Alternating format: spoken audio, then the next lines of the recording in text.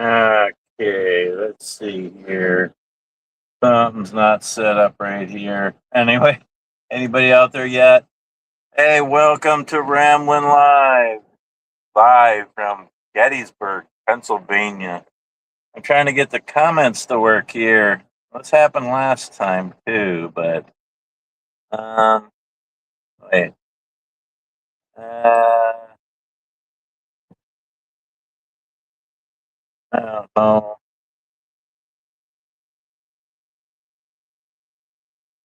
Hey, no. Huh? No. Anyway. Hey, Will. There, I see the comments. Okay. Now I got him. Hey, Will. Hope you're doing well, my friend. Great to see you. Yeah, that's right. I'm guessing you're probably about 2 or 3 hours north. Hey, Martin. Welcome to the show, everybody. Okay, I'm gonna flip the camera on me here. I know. You'd rather not see me. You'd rather look at uh the fields over there. Okay. Now let's see if I can do this without disconnecting the live. There I am. It's always a thing there. Okay, hold on here. Okay. Anyway, welcome everyone. Welcome to Ramblin' Live. Oh my goodness. Oh yeah. It's all part of the fun. It's all part of the fun, y'all. Hey, we got 5 people on here. Welcome. We're gonna have a good time tonight. Tonight. It's 6 p.m. Yeah. Uh okay. There's 5 people, but I only see 2 talking. Martin and Will. You're watching you at what? At me.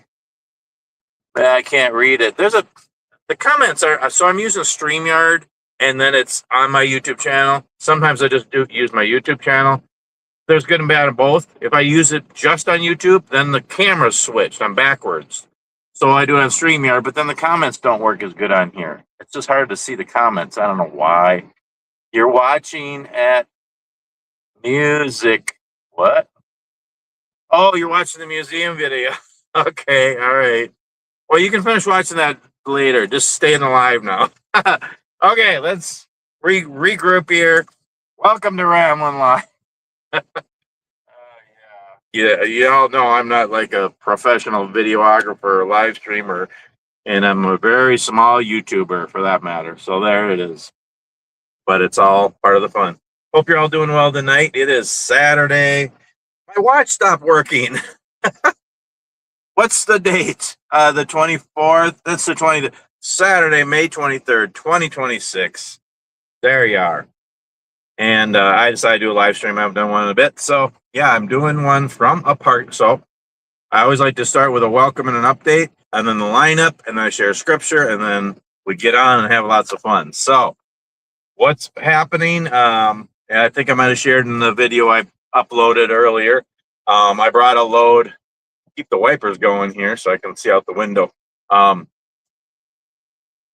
I took a load from Minnesota to Cheyenne, Wyoming, and then I reloaded in Nebraska and brought that to somewhere in Pennsylvania. And then I loaded again. No, then I went over to Ohio, brought another load back to Hanover, and then that was last night. And I brought some salt and shortening to Utes. They make pretzels and chips and stuff. I already lost somebody. Come back. It's not that bad. Yeah. And they actually look at they gave me a tub of pretzels, y'all. Look it. And we're gonna have some of them in a little bit. I'll tell you what my drink and snack is in a minute. But yeah, so then it just happened, and I knew I was gonna be close to Gettysburg, and I'm like, oh, it'd be so cool. I'm not like a huge history buff or anything, but I like history, especially American history. And Gettysburg, that's up there on the list of places I'd like to see in the country. I knew I probably would never get here. We can't afford to go on trips or vacations, but I see a lot of places, or at least get close to seeing places while I'm trucking. I'm a truck driver, if you don't all know that. And by the way, welcome new subscribers and new viewers, and welcome people who've been watching me for years, and thank you so much. But yeah, so and I looked at that. What's the nearest truck stop? Because I knew I had to park for the night until I get a reload. And there's the Gettysburg Travel Center on the east side of Gettysburg. It was only 25 minutes away, so that's why I came here and parked. So yeah, I'm parking here for part of the weekend. I'm going to get a reload tomorrow, just north of here, a few minutes, going to North Carolina, and then I'm going to reload in North Carolina. Oh, my guest is in the studio. I'll bring you in just a minute. Let me ramble for another 30, 40 minutes, okay? No, 5 minutes. Yeah, right. And yeah, and then reload in North Carolina, going back to Minnesota, and hopefully go home for a few days. So yeah, so I'm at this little truck stop here, kind of a mom and pop kind of truck stop. They have a diner here. Actually, I had a really good double bacon cheeseburger with a huge pile of fries last night. Yeah, usually I just eat canned food and things in the truck, and chicken and tuna and veggies and that kind of stuff. But I eat pretty healthy this year, or this last couple, almost 2 years now. But every once in a while I gotta have a real meal, and it was good. Anyway, yeah, and I was able to drop my trailer and go to town and check out the museum. So yeah, watch that video if you get a chance. Again, it was just a glimpse, but there's a lot to see here. And it's really interesting. I was telling my friend Robert, it's raining. It's been raining for days. I need some sunshine. I really do. Hopefully tomorrow. But it's rainy, overcast, kind of breezy, nice and cool. I like the temperature. Kind of gray, foggy, hey, just misty, rainy kind of. And I'm 5 minutes northeast of Gettysburg, and so I'm literally looking at the fields where maybe the battles were. And it looks like Gettysburg. It's just weird. I'm not that the weather was anything, but yeah. Anyway, so that's where we're at. Okay, I'm going to share the scripture. Okay, the lineup. Well, so I'm going to first of all, I'm going to have my friend Robert from New York. He's going to be on here. He is a historian, and he's interested in the Civil War stuff, and he really knows it. He's been here to Gettysburg, and he's just going to share some stuff. And but I'm hoping my wife would pop in too if she wants to, and yeah, maybe another guest or two. But Robert's going to be the main talk, and I'm going to let him talk. So I'm going to try not to talk if that is possible. But we are going to talk Gettysburg, a little bit of history, but it's not going to stop there. When Robert and I talk, it goes on and on and on and on. We go down rabbit holes and gopher holes and every other kind of hole, but it's fun. I think we're gonna have a good time. So yeah, please give this a like if you like it already, and please subscribe to my channel, all that fun stuff. And yeah, so I'm just telling you right now, we're probably going to talk about woodworking. We're also going to probably talk about hiking and hobbies and health and family and music and life and faith and coffee and food, outdoor adventures, YouTube, making videos, DIY, movies, fun, laughter. Okay, we got to get all those things in. Okay, everybody. No, I'm just saying we could go out down all different trails. Those are just some of the stuff that I like to talk about. And yeah, and Q&A. So if anybody has questions or comments, please throw them in as we're rambling. Yeah, the scripture that I picked, and I have picked the scripture before, and the quote I have for the end. So I like to have a scripture at the beginning of my live stream and a quote at the end of my live stream. I've used these ones before, but it's kind of fitting for where I am today. The scripture is Proverbs 3:27. Do not withhold good from those it is due when it is in your power to act. I really like that. And basically, if we can do something to help somebody or make a difference, and even fighting good or fighting evil with good, we need to do it. And yeah, that's what was done during the Civil War and stuff. So just a hard, terrible. I'm watching this guy here. Hopefully he's not going to back into me. There's a car hauler here. Yeah, so there's that there. So I'm going to bring Robert in, and I'm going to let him talk real quick here. I think we have a couple of comments. Okay, Will said, yeah, I bet he's gonna watch my video. Been uploading a video and have another one to upload. Okay, yeah, your videos are great, Will. And yeah, I'll do some shout outs to channels a little bit here too. Martin says Oots are great pretzels. I haven't tried them yet, so I'm gonna give them a try. I'm gonna bring in my friend Robert here. We're 11 minutes into the live stream, and we're probably gonna go for an hour, maybe 2, 3, 4 hours. We'll see how it goes. Probably stick to an hour or two. So okay, I'm gonna bring my friend Robert in here. There he is. He's waiting. He's in the green room or whatever you want to call it.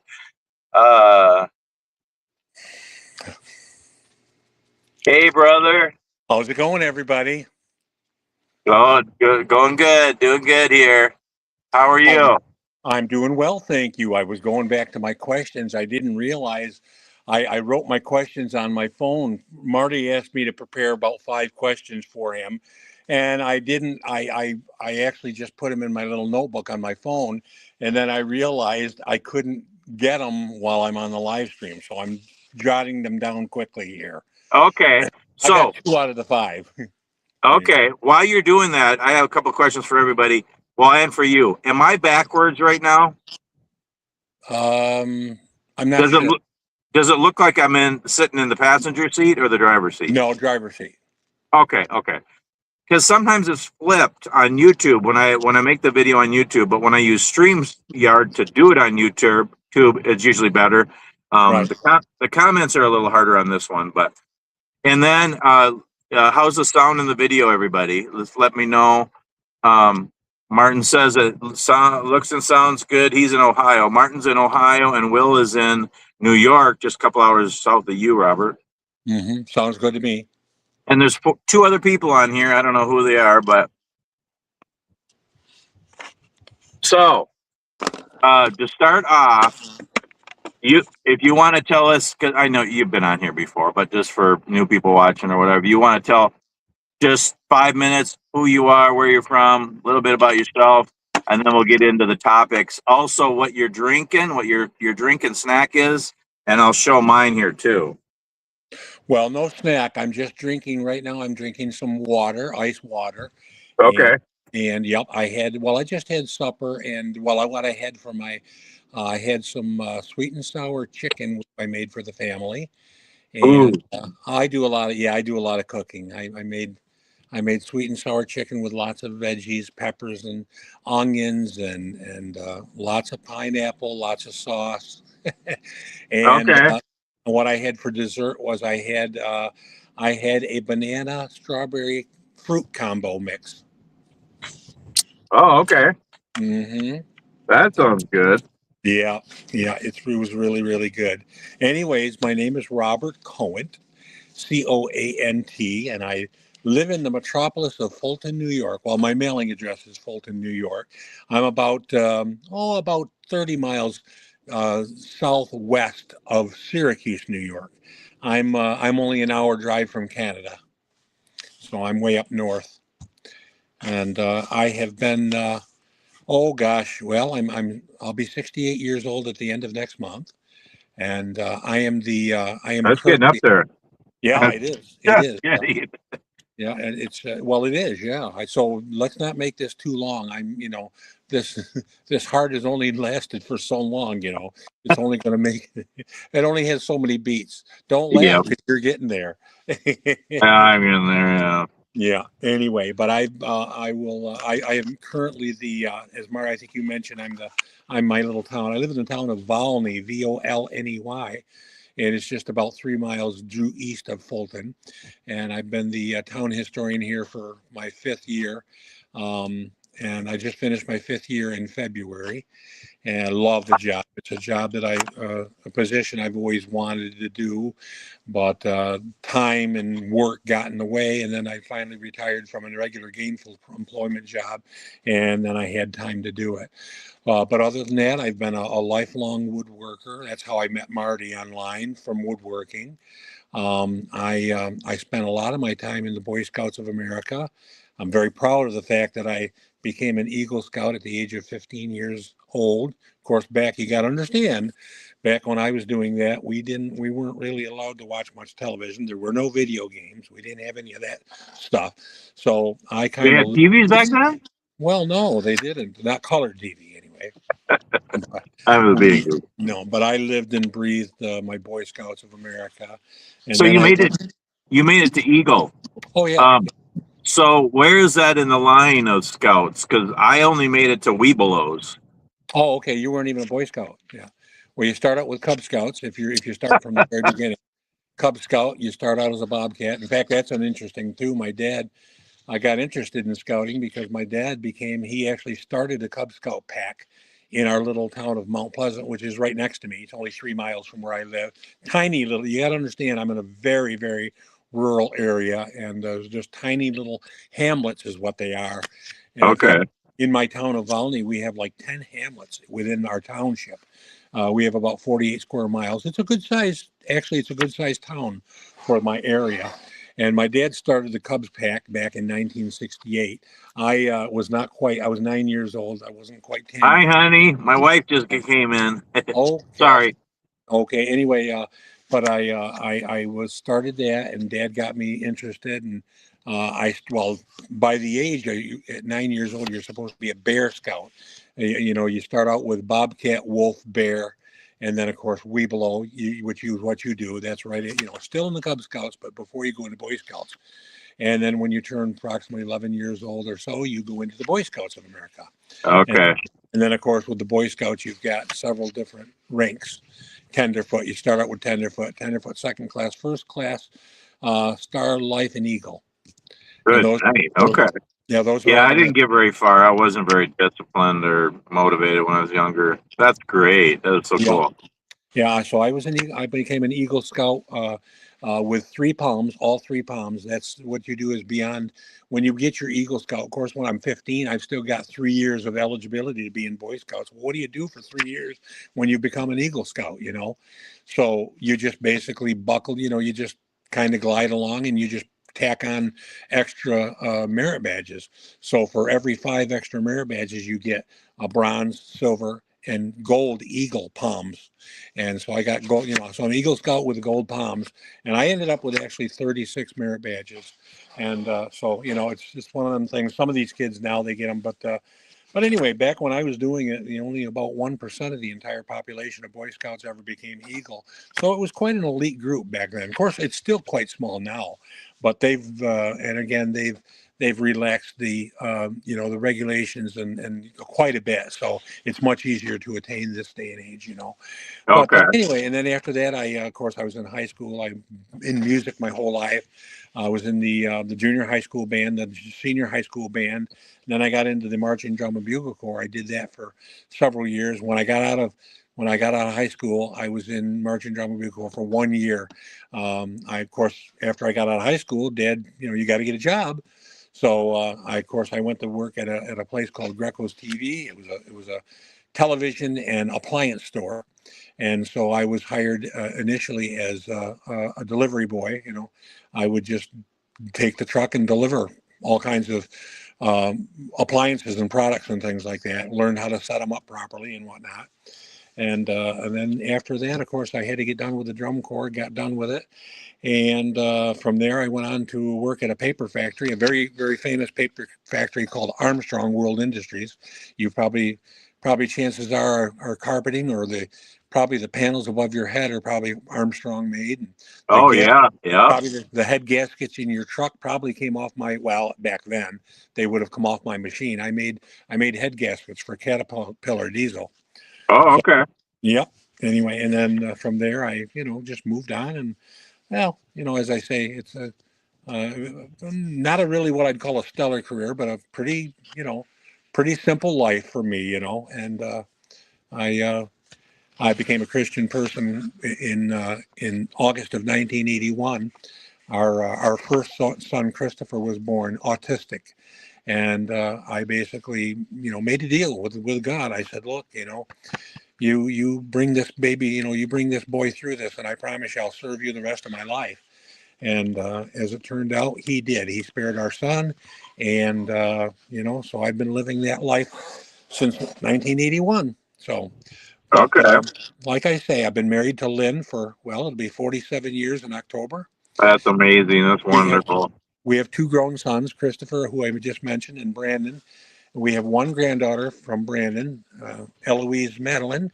She's going to be 7 in August. She is literally the apple of my eye, the love of my life.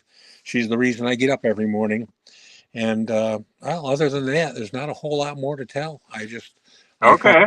I That was find a way good. to That spend was time. what? That's more than I expected.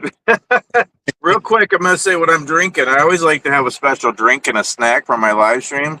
Hmm. For the most part, I eat pretty healthy the last couple of years, but during a live stream, all that's out the window.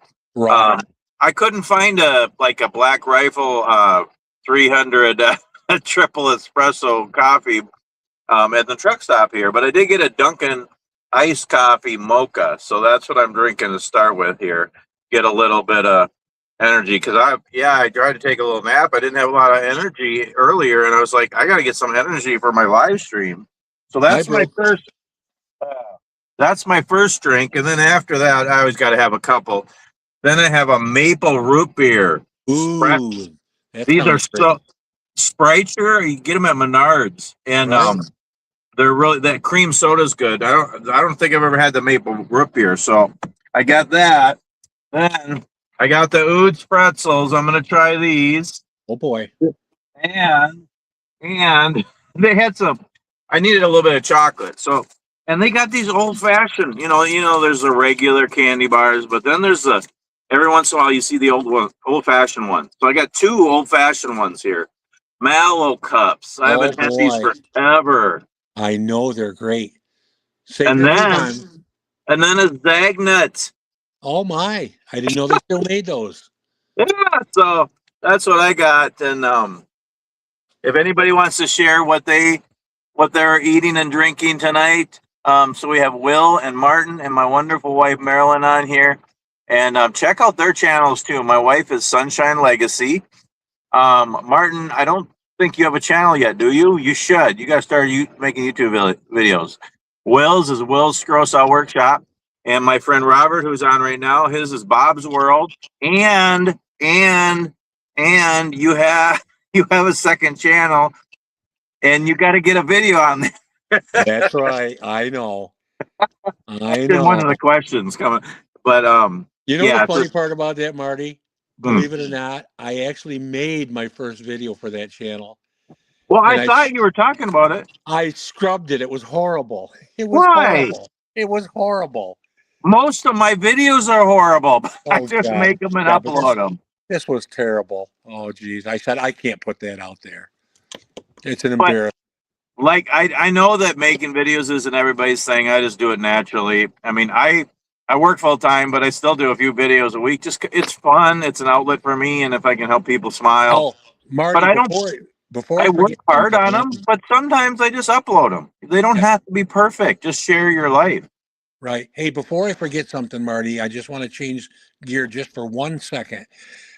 You said something just a minute ago that it's on my bucket list now. When I come out to Minnesota, you notice I didn't say if. When I come out to Minnesota, gotta go. I just put it up at the top of my bucket list. I've got to hit a Menards. Okay. You've never been to a Menards? We don't have them here. We don't have them here. I think the closest Menard, I looked it up, was like Western Ohio or Wisconsin or something. We don't have them here. Okay, well, so they started in Wisconsin, and then I think Minnesota, Iowa were the next state, but they're all over. Well, they're not all over, but there's a big. I bet there's 15 states in the Midwest now. They're getting out there. There's one in Tennessee. Yeah, Um, so yeah, but gosh, that's great. Yeah, I we love don't have Menards. them. All we have is the two big box stores here, Lowe's and Home Depot. And other than that, Okay, we don't have any, nothing like that. In fact, the nearest Rockler for me, there's only one in all of New York State in Buffalo, and that's 3 hours one way. okay. Yeah. By the way, y'all, we go down rabbit holes like you wouldn't believe. I mean, I'm the rambler, but Robert is too, and we go like crazy. We're going to be going back and forth here, and we are going to talk woodworking, but we want to talk history first. But I have a question for you. I am delivering in Henderson, North Carolina. Oh, So, and then most likely reloading around there. Where that woodworker store that I haven't been to yet, is it near there? Klingspor. Yeah. Well, they have three locations: one in Oh, Cary, one in Hickory, and one in, I think, Asheville, I believe. okay. And Henderson, I think, isn't that towards the eastern side of North Carolina? I think, well, I haven't looked for sure yet, but I think it's just north of Raleigh. Yeah. Well, there's one, like I say, Cary. Well, basically, that's Raleigh. Cary Oh, is in. It's just a very small suburb outside of Raleigh, Durham. okay. And there's, yeah, that's the flagship store, of course, is Hickory. That's the first and the biggest. And Okay. then and they've got one in, of course, Cary. And then where did I say the other one was? I can't remember. Gosh. Well, anyway. Oh, Asheville. Asheville. But Okay. Well, if it works out, if I have time and if it's somewhere I can park close by, I want to go there and do a video because I love Rockler. Rockler and Woodcraft. I've done those, but I haven't done that store. So there isn't too many. I mean, that's really the three in the country that are specifically for woodworking. right, we have a Woodcraft in Rochester. Oh, do Now you? that's only a little over an hour for me, but I'm not real fond of them. I've been to a couple of them, and I just don't. I don't know what it is. It's just that they don't do much for me. Like I say, I've never Oh, been to a rockler, but they're a lot like Rockler. They are. okay, okay, And they're fun to look at. They're yeah, more spendy. I mean, if you need carving knives, exotic woods, specialty things, yeah, they have that. Otherwise, other things just go to Home Depot or Lowe's is way cheaper, and but they're fun to look at stuff. And so sometimes they have specific stuff. Now Rockler and Woodcraft, and I'm sure Klingspor used to have tons of scroll saw stuff, and they don't anymore. Lasers right, have taken over that area and wood turning, so there's hardly anything scroll sign anymore. yeah. Um, but yeah, let's put a hold on woodworking so we can start with Gettysburg. But 1 second here, we got a couple things here. Martin said he had pizza for supper, and he hasn't made any videos yet, but he's gonna start, right, Martin? And my wonderful wife, blue corn and multi-grain tortilla chips and cheddar cheese and water. Oh, Ooh, wow, that sounds really good. Okay, Gettysburg, if you want to, I'm just going to let you roll. If you want to just talk fast facts, fun facts, your experience, I don't know that much. And however, if you want to share 5 minutes, if you want to share 5 hours, go. well, I don't want to bore everybody because, like I say, I am a historian. Excuse me. I got very interested in history very young age in school, and of course, for us, it started with the New York State. With the Iroquois nations. The 5 nations that we have here in New York State. And then from there, it went to Americans. When I got to the American Civil War in 8th grade, I fell in love with it. But like I say, I don't want to bore people. But not only am I just an interested historian, now I am an actual paid historian. But Yeah. I was very, very interested. I've been to Gettysburg many, many times. It's probably one of my favorite places of all things. And I'll tell you something, in spite of the fact that I've been there that many times, and I know probably more than the average person about it, only because I'm interested in it. But there are some very, very interesting stories that come out of Gettysburg. And the thing that amazes me most, I think about, particularly the Civil War, all history for that matter, but are these stories that are just that. And I've said this before, even on your channel, Marty, and that is I've had a whole complete change of attitude, if you will, and becoming an actual historian. Historians, we typically deal with facts and only facts. Now, you may hear me say, you might ask me a question. Well, I heard this story about, and I will say something like, well, that's partial true. Here's what we know, and here's what we think we know. So, Yeah. like I say, we just deal, especially like when I write an article or something like that. I really can't write articles unless they're factual, or if I specify by saying, this is my opinion or whatever. So anyway, one of That's the good most one of because the most otherwise things just keep getting changed and, well, that's what happens. See, history, it gets convoluted down, and that's probably the thing that I love most about being a historian is the fact that you are basically we are the caretakers of history. And the history is one thing where it doesn't get easier for students. It gets harder because there's more and more and more. We add to it every year, and yeah. and Yeah. so it obviously gets harder. And so it's very important that we keep our facts as straight as possible. But here's one that I think maybe everyone will be really, really interested in hearing, and that is that when Robert E. Lee decided to take his troops north, well, first of all, why did he go to Gettysburg? Okay, why did he go to Gettysburg? Well, the big story is that, well, there was a shoe factory in Gettysburg, and he was going to get shoes for his soldiers. Well, that's partially true. There was a big shoe factory in Gettysburg, but he didn't necessarily go there to get shoes. He went there for two major reasons. Number one, he went there because he thought it would be very, very important to have a victory in the North. It was the first time they crossed the Mason-Dixon line. All the battles, or I should say, well, up until that point, all of the battles had been fought in the South. The state that had the most battles is the state of Virginia. Okay, but like I said, this was the first time that the Confederacy invaded the North. And so for that was the big reason. Okay. And secondly, obviously they were desperately low on supplies in general, particularly food and clothing. Shoes, yes, but shoes was down on the lower end of the list. Okay. Now here's another interesting fact about Gettysburg. Okay. You might hear me say Gettysburg or Gettysburg. Mostly people up north, they'll say Gettysburg, and most of the southern people or historians will say Gettysburg. It's neither one is right or wrong. It just depends on where you're from and whatever. But anyway, Okay. the most interesting thing about Gettysburg, what I thought was the fact that where did the South attack from? You would think they're coming south to north, right? No. Well, they had to Lee, do that around Lee, thing, didn't they?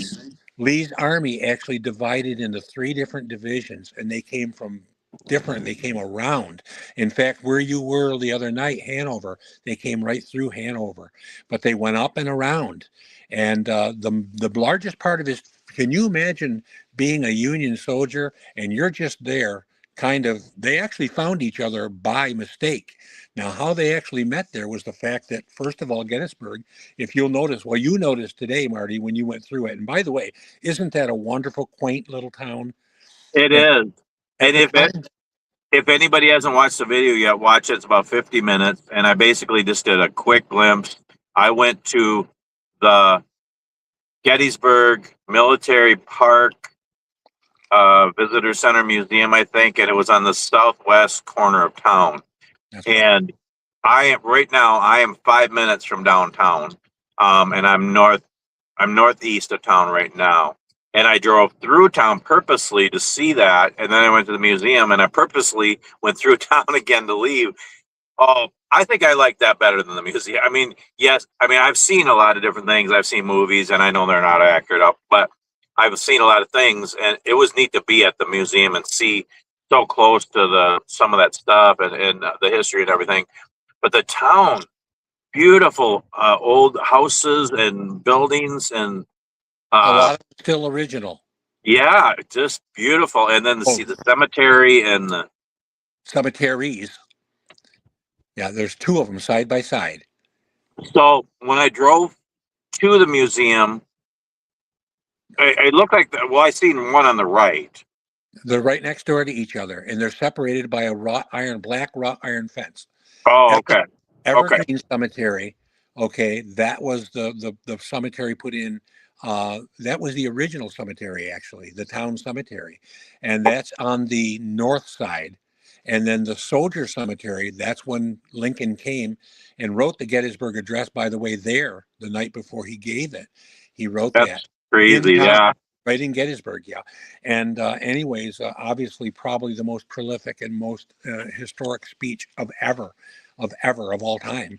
And as I say, it only took about 12 minutes to read. It wasn't much, but it was the words were just a phenomenal. But that's the soldiers' cemetery that was dedicated when he came back. By the way, that was I done. noticed that sign when I came back through. Yeah, that was done in November of 1863. The battle took place in July. He came back in November of 1863 and gave that. He wrote the address and gave that at the speech when they dedicated the soldier cemetery. But anyway, can you imagine if you're a Union soldier and you're just kind of kicking around there? By the way, the town back then, there was only about 2,400 citizens that lived in Gettysburg. Okay. 2,400, that's all. It was a tiny little place. But what brought them all together was the fact that, and you saw this when you went through it, all the streets come together like a huge wagon wheel. I think there's like 15 streets that come together. And Yeah, they all, the center of town is a that's roundabout, the hub. It's the basically. spoke. It's the spoke of all where all the spokes come out. It's the hub. And there's like 15 streets total that come in and out of Gettysburg. It's Okay. quite a place. But anyway, can you imagine if you will, you are a Union soldier and you're just kind of out on patrols, kind of looking around. You don't really hear anything. You're not sure. And then all of a sudden you look to your west and you see some 10,000 Confederate soldiers coming at you. I guarantee you that's going to separate your head from your shoulders. Yeah. Because, like I say, neither army had any idea that they were actually going to meet there. It wasn't intended to be that way, and that's what happened. And so, anyway, that was one of the most unique, one of the kind of the neat eye openers was the fact that the South actually came from the North to meet the Army of the Potomac. So, pretty cool, Yeah. huh? And I have the movie. Actually, I have it in here. I think it's in here. And I know movies aren't historically accurate. I love movies. I like to read, but I love movies just because even if they're not perfect or accurate and all that. I mean, I like Little House on the Prairie and the Love Comes Softly movies, and they're not Right. exactly like the books, but they still give me a visual what it was Sure they like. do. Sure they do. Just so you'll know, by the way, Marty, the movie Gettysburg, okay, 1993 version of that, okay, the Ken Burns or the Ted Turner movie that they made, it was a lot of it was filmed right there. A lot of it was, Okay. and that is probably one of the most accurate of all. That was one of the reasons they wanted to do that. And another thing is, you had mentioned something about, well, you didn't really get a chance to get onto the battlefield very much. If you went through town, you were on the battlefield because a significant amount of the battle happened in the town. Oh, okay. Oh yeah. Oh yes. They actually had to in fact, the Confederates, they actually drove when the first day of battle, that was way out on the far west side of town, up on the hill on what they called McPherson's Ridge. And in fact, our little outfit from the town of Valney and my little town, Oswego County, they were involved mostly, well, they were actually involved in all 3 days, but they were mostly in the first day battle. And they were actually driven back into the town and through the town, which actually turned out to be quite fortuitous because the Confederates didn't realize it at the time, but they actually pushed the Union Army into a much more advantageous, position, pushed them onto the high ground. And that Okay. really, so a lot of times, like I say, in war, unfortunately, war is a horrible word, but sometimes it doesn't hurt to have a little bit of luck on your side, and that Yeah. was such thing where they were actually drove them through. But like I say, I kind of wished you had more time to spend just walking. You couldn't do that because it was raining, it was pouring, and I could Well, see. and again, I didn't have my trailer, but I'm still in a truck, and I was actually going to stop somewhere in the middle of town, and there's just nowhere for me to park. I mean, Yeah. I'm still big, even By without the a way, trailer. that museum that I wanted you to see, you had mentioned it. You said, "Oh, there's the Gettysburg, Museum of History." A little tiny kind of, like I say, it's a very, very When I non. came back through, Right. so You had that's the mentioned it. one. That's the one. Yeah, it's just a little. It Oh, looks like a okay. house. It looks Yeah. like it's a 2-story, 3-story house, and that's probably the best museum of all of Gettysburg. It really is. Okay. Okay, metal cup. Oh, you like that? It's Now, okay. I'm now not really this. big on marshmallow, but Oh, okay. All right. Well, that's where they got the, that actually Reese's got kind of stole that from them. They decided to put peanut butter instead of marshmallow. I like Reese's better, but So yeah, I seen that. I thought, I wonder if that was it. Yeah, that that would have was been it. neat to do too. That was it. Yeah, I watched the video as well, and I said, "Oh, there it is." Too bad I knew you couldn't get over with the truck. Obviously, that's just too much. But Yeah, anyway, and the reason I picked that museum when I went to is they have RV and bus parking. So oh, and by the way, you mentioned the cyclorama. The cyclorama is in that building that you were in. It's just upstairs. You, yeah, I it's didn't pay upstairs. extra. So Yeah, you would I have. wasn't going to pay anything. I don't have No, extra money to do stuff like that. I thought it it, was free. no, it would have been worth it to pay the extra $5 though. You would have No, liked but it. I couldn't do a video. So No, no, I no, did. no. You couldn't do the video. Yeah, I guess I could have still seen it, but again, it was just a glimpse, and Sure. I hate to say it, but I did it more for a video to share with others more than my experience. Well, Someday it would be next fun to have you take me around. That would be amazing. Well, Marty, please don't. You gotta be careful what you say because if I were to take you around, first of all, you'd need a week to do it because I take it. I would take you to places that you never knew existed. Most of them, Well, because you're my friend and you're a historian, it would be special. And I think it would be neat for you to show me things that maybe not everybody sees. I mean, I don't know, just different things. And I think it would be neat just to stand on the field or even go into the cemetery. oh The museums are cool, but to yeah, actually stand out there. yeah, yeah. Well, like I say, I've probably been there a dozen times, maybe over the past 30 plus years, 40 years. And every time I go, I try to see things I haven't seen before. There's certain things that you just got to go to no matter what. In fact, I sent you the picture next to Abe Lincoln, the same one you took your picture next to, of my Yeah. brother Dave. And by the way, you're staying, or you're where your lot is. You're right down next to the hotel we stayed at just last August. We stayed at the Super 8.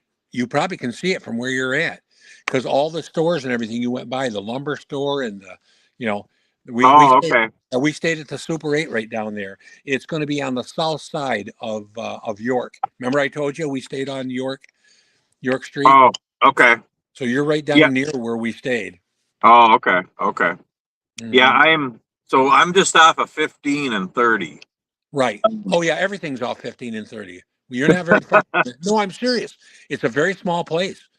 You Yeah, and so I'm north. I thought I was straight east, but I'm northeast of town, and I went to town down 30, I think, and then I came back on business 15, yeah.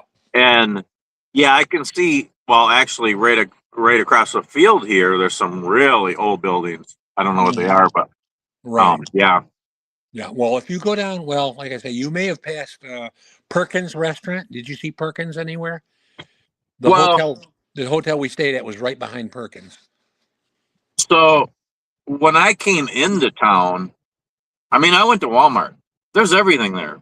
Oh yeah, Stores well, and restaurants and Walmart is right hotels. down. Yeah, Walmart's right down there on the right, just past where we stayed. But then, I mean, that's like any town. But when I got to the downtown, that's where I felt like I was back 200 years. Yeah, it's beautiful. And when I came back I came back a different way. I didn't see all that stuff. It was way more rural. And Hmm. as a matter of fact, I went by a car museum and I almost stopped. Right. Oh yeah, you're talking about the classic car museum there. Yeah. Yeah. Well, anyways, is there anything else that you want to hear about? Like I say, I don't want to bore the folks, on Gettysburg or history in general. Like I say, please don't take me down that hole because I'll keep you there all night. You know me. Well, I mean, I guess I don't even know, like, to back up. And I mean, I know that it was about slavery and the division, but I don't even understand all that. And I think there's more to it. Well, Like, again, that's partially correct. They why use did it start and why did it divide the country? I mean, I know there's a lot to that, but in like 30 seconds. Oh yeah. Oh, It, there's much more to it than just slavery. The biggest thing was like any thing, the South didn't want to be told what to do, and who can blame them? They would lose, more than just the slaves. The slaves is what it turned into be the excuse of all. Now it was, don't get me wrong, it was slavery was definitely a very significant portion of it. But you know what? A lot of Northerners owned slaves that in that time period. Yeah, Oh yeah. Oh yes. People can't believe that, but that is the that's truth. crazy. Oh yes. I I mean, to George me, I just Washington, George Washington and Thomas Jefferson, two of the founders of our country, were two of the largest slave owners at the time. They were. yeah, Yeah. I just it boggles my mind why anybody would think that's okay and why Mhm. people allowed it. I, it just yeah, I just I agree with you. Yeah, I agree with you, and that's true. But anyway, it was basically the biggest thing though is they obviously didn't want to be told what to do. They didn't want to be forced into making a living that they didn't want to change. And of course we can understand that. Nobody likes to know how to be told what to do. Anyway, but yep. one So thing I think is interesting, and again, I probably heard it in a movie. I don't know what movie. I don't know if it was Gettysburg or one of those. It might have been a Revolutionary War movie, but it no, it would have been a civil. I don't know. And I remember somebody said, we gotta, go by the rules of war and realize that when this is over, we got to live as we're brothers.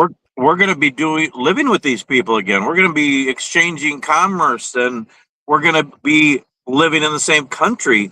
And That's that's right. just crazy to think that the country was divided we're all Americans, and yet it Hmm. was divided. And then after it was all done, we're all together again. Probably not totally together, but it probably took Right. time for. But that's a different thing. It was interesting to hear that. Well, that's one of the And things that President Lincoln struggled with his entire presidency. His 3.5 years of presidency was the fact that this thing is going to be over someday. It will be.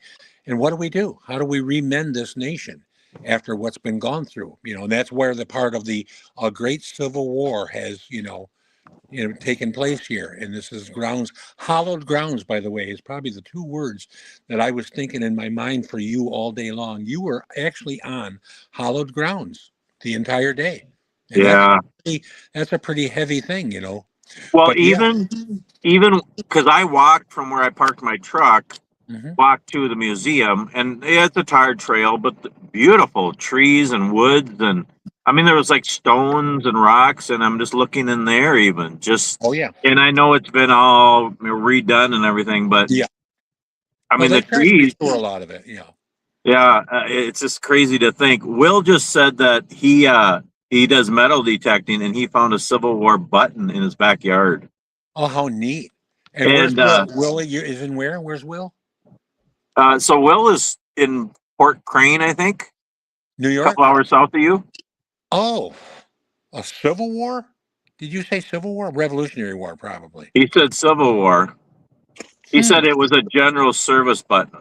Well, that's interesting. That's He very says our house was here before George Washington was president. right, right. That brings up another thing.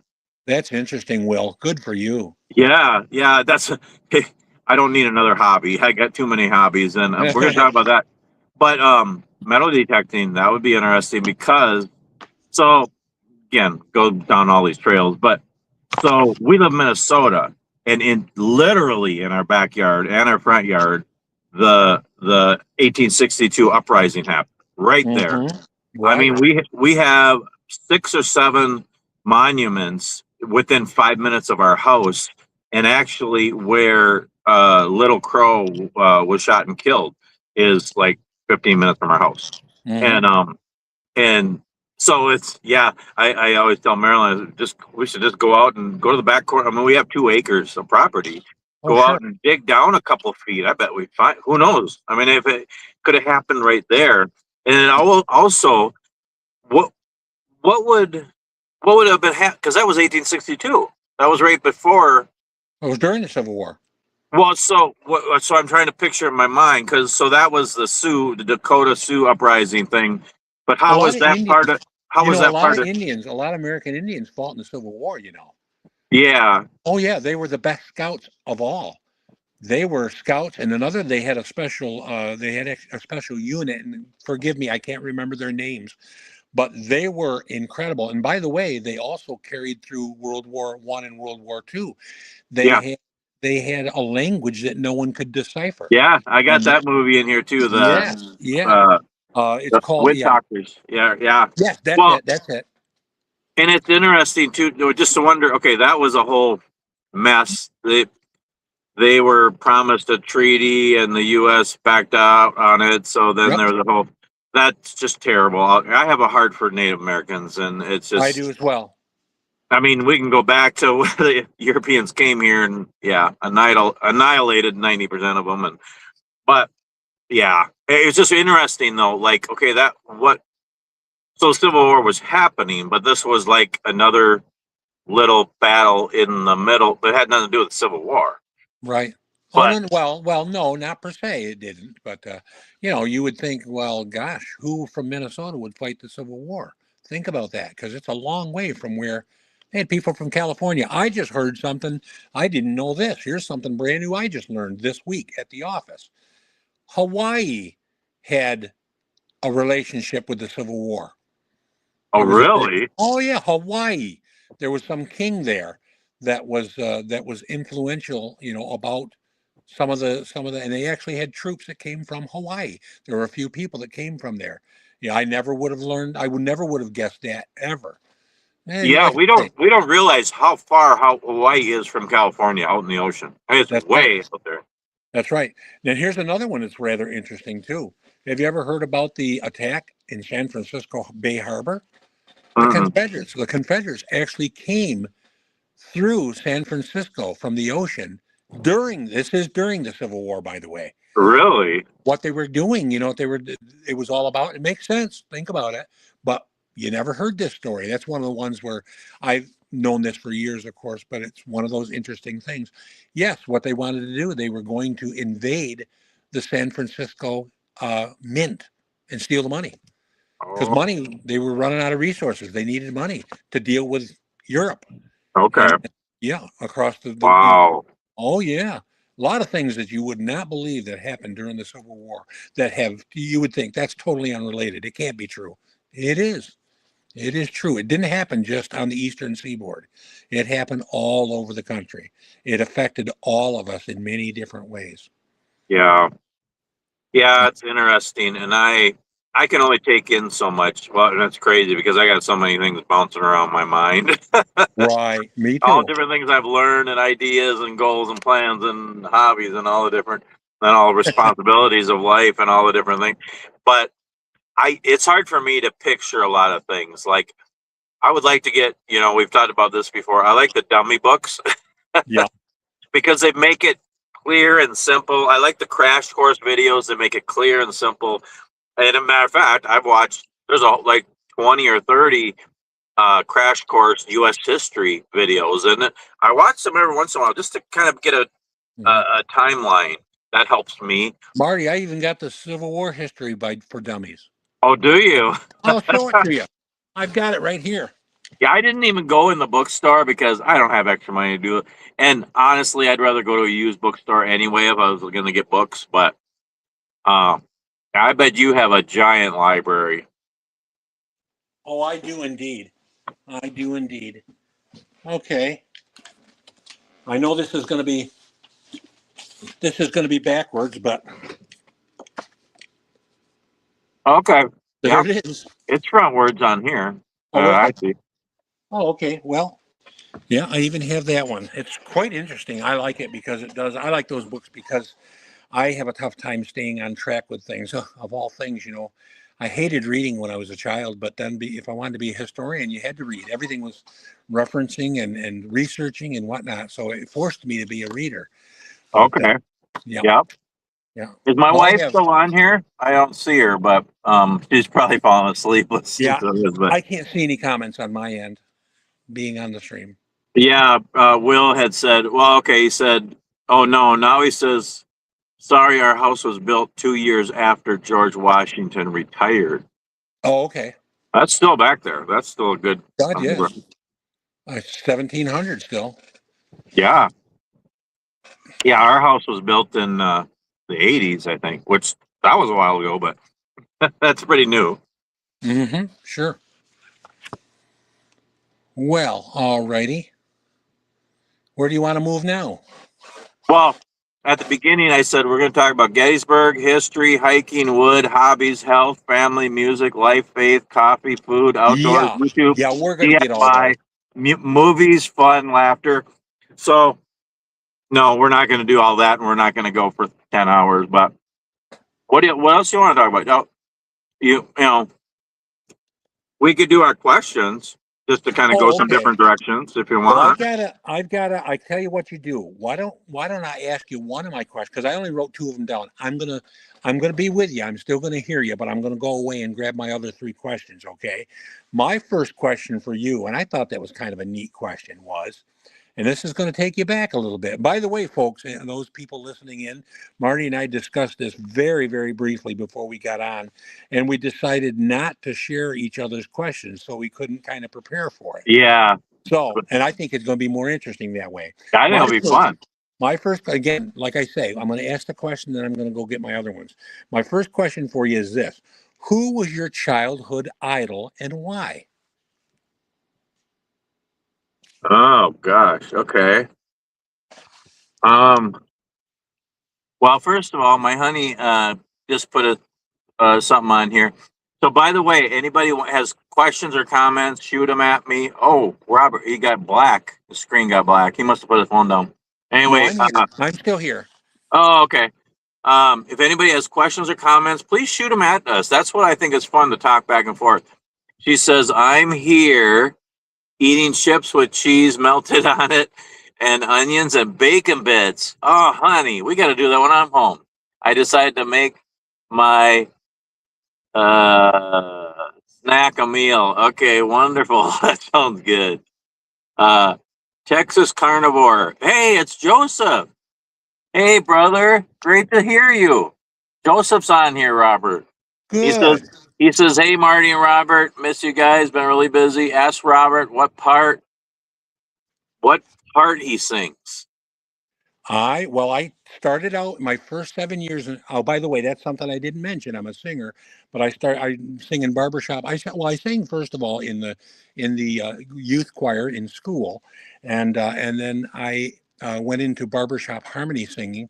And my first 7 years, I sang what they call the lead. Of course, you got four parts. I sang the lead part, and it was boring to me because it wasn't challenging enough. I'd learn my part, and I'd wait for a month for the other guys in the chorus to learn their part. So then I went to baritone and I sang baritone for 30 plus years. Oh, about the last 10 years ago, I started singing bass because my new chorus director, he kind of enlisted me and said, can you come up to Syracuse and help me build something wonderful, which I'm very proud of. And he said, the thing is, I could use some basses. Can you sing bass? So I've been singing bass for the last 10 years. I've been singing barbershop harmony. Next year will be my 50th year. So I sing right now. I currently sing the bass part. Okay. Sorry. I don't know if you've seen that, but I don't know what. I'm just weird. I sing too, by the way. I'm a singer too. I just don't have a voice. Um, he says, what does he say? Barry is the part that makes the chord interesting. Okay. It does. Yeah, indeed. It does make it interesting. Well, we have a thing in barbershop harmony. The lead, of course, he's the guy, probably the most important part of all. He's the guy that has to stay on tune, and he basically carries the melody for you. Got to have a good, strong lead. And the most important part is he's got to know the words because the other three parts follow him for the words. If a lead screws up the words, he messes the whole quartet up. I'm sure, Joe, you know that. So that is that part. The bass, of course, that's the foundation of the whole thing. He sings the roots and fifths, typically below the lead line all the time. Now, the tenor, that is kind of what we call the sparkle, if you will. He sings the thirds above the lead part. And he kind of, like I say, if you think of it, it's like the candles on the birthday cake. That's how I analogize it. And then the I think that's baritone, me. yeah, I'm yeah, and then the sparkly. baritone. The baritone. Now, what do you think I am? You are probably a lead baritone. You know, you're in that range. Really? Yeah, probably probably a low lead or a baritone. I To a mean, bass. 'cause I can sing high and I can sing low. I don't know where I'm supposed to sing, and again, I don't have a good voice, but Can I you don't. sing down to an E? That's about the bass range right there. I La don't la think I la. could. Lead would be up here about tenor. Baritone. I don't think I could do either of them without laughing. Well, that's it. Okay, well, Joe's what's probably what's the enjoying it. song? I gotta sing a song if I'm gonna. Um, Amazing Grace. Or, so I could go. That doesn't Amazing make it. Grace. Yeah, but that doesn't make you a bass. Amazing Just trying. Grace. What? That doesn't make you a bass trying to sing it like that. That's the range is the range. That's basically Yeah, you I say don't know. I you don't say know the anything same about thing singing. except well, yeah, you no, that's no problem. All right, let me give you another little example. Okay, here we go. Here's a song. Have you ever heard of the old barbershop chestnut favorite, My Wild Irish Rose? Nope. No, you never heard that before? Come on. My wild Irish rose. This is the lead part. My wild Irish rose, the sweetest flower that grows. The bass starts there on the pickup fifth. My wild Irish rose, the sweetest flower that grows. The tenor, my wild Irish rose, the sweetest flower that grows. And the baritone fits in between it. My wild Irish rose, the sweetest flower that grows. See what I mean? It's a garbage part. It's just basically it's where nobody else is. That's amazing.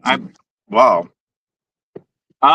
Joseph says I sing lead and Barry There you go. in our gospel quartet. Nice. The two best parts. Okay, see, we go off on all these trails. You asked me a question. So, first of all, let's go. Let's go. Should we take turns? Sure. Okay, Well, so did I you got to tell think me about that a second. I don't. your childhood idol and why? Who was your childhood idol and why? I mean, it's hard because I was just a lost kid. I didn't know what I wanted to do or what I wanted to be or who I was, and I mean, I guess because I think of different things I wanted to be. I think probably I wanted to be a country singer first, but then I was thinking I want to be a teacher, then I want to be a truck driver, then I want to be a soldier. Back All these then, different, probably really? probably a country singer, and if it was probably Waylon Jennings, maybe. Okay, that's kind of neat. Well, music, so that tells me that music is very important to you. I love music. I do all different kinds. Of course, I love Christian music. I love worship, and but I like all kinds of music. But yeah, uh,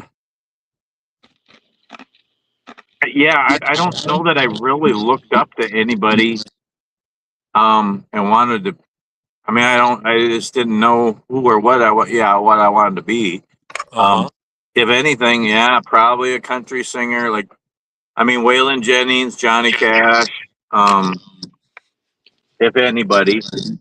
Now, here, what one thing I think would be fun is for both of us to answer each question too. But wait, my wonderful wife just said something. She said childhood idol or crushes.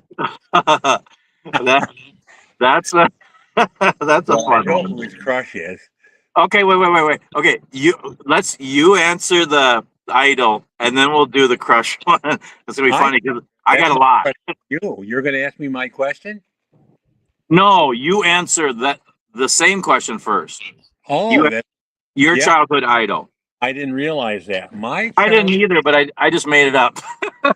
yeah. Well, my childhood idol probably was my grandfather. He taught me a lot of stuff, and I just tagged to him.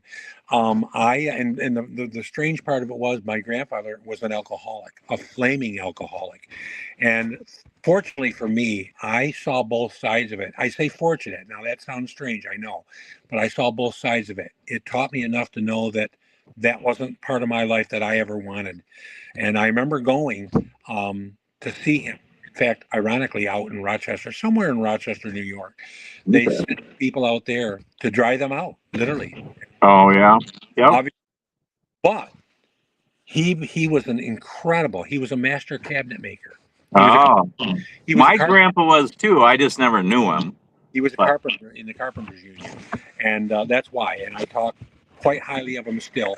My mother, not so much, because that was her stepfather. I never knew my actual biological grandfather. My okay. mom lost her dad when she was only 7. I lost my biological father when I was only 7. So I didn't have a father figure per se. My dad, who I refer to, by the way, which I'm glad to tell you, he actually, by the time he got Alzheimer's, and I took care of him for the last 8 years of his life.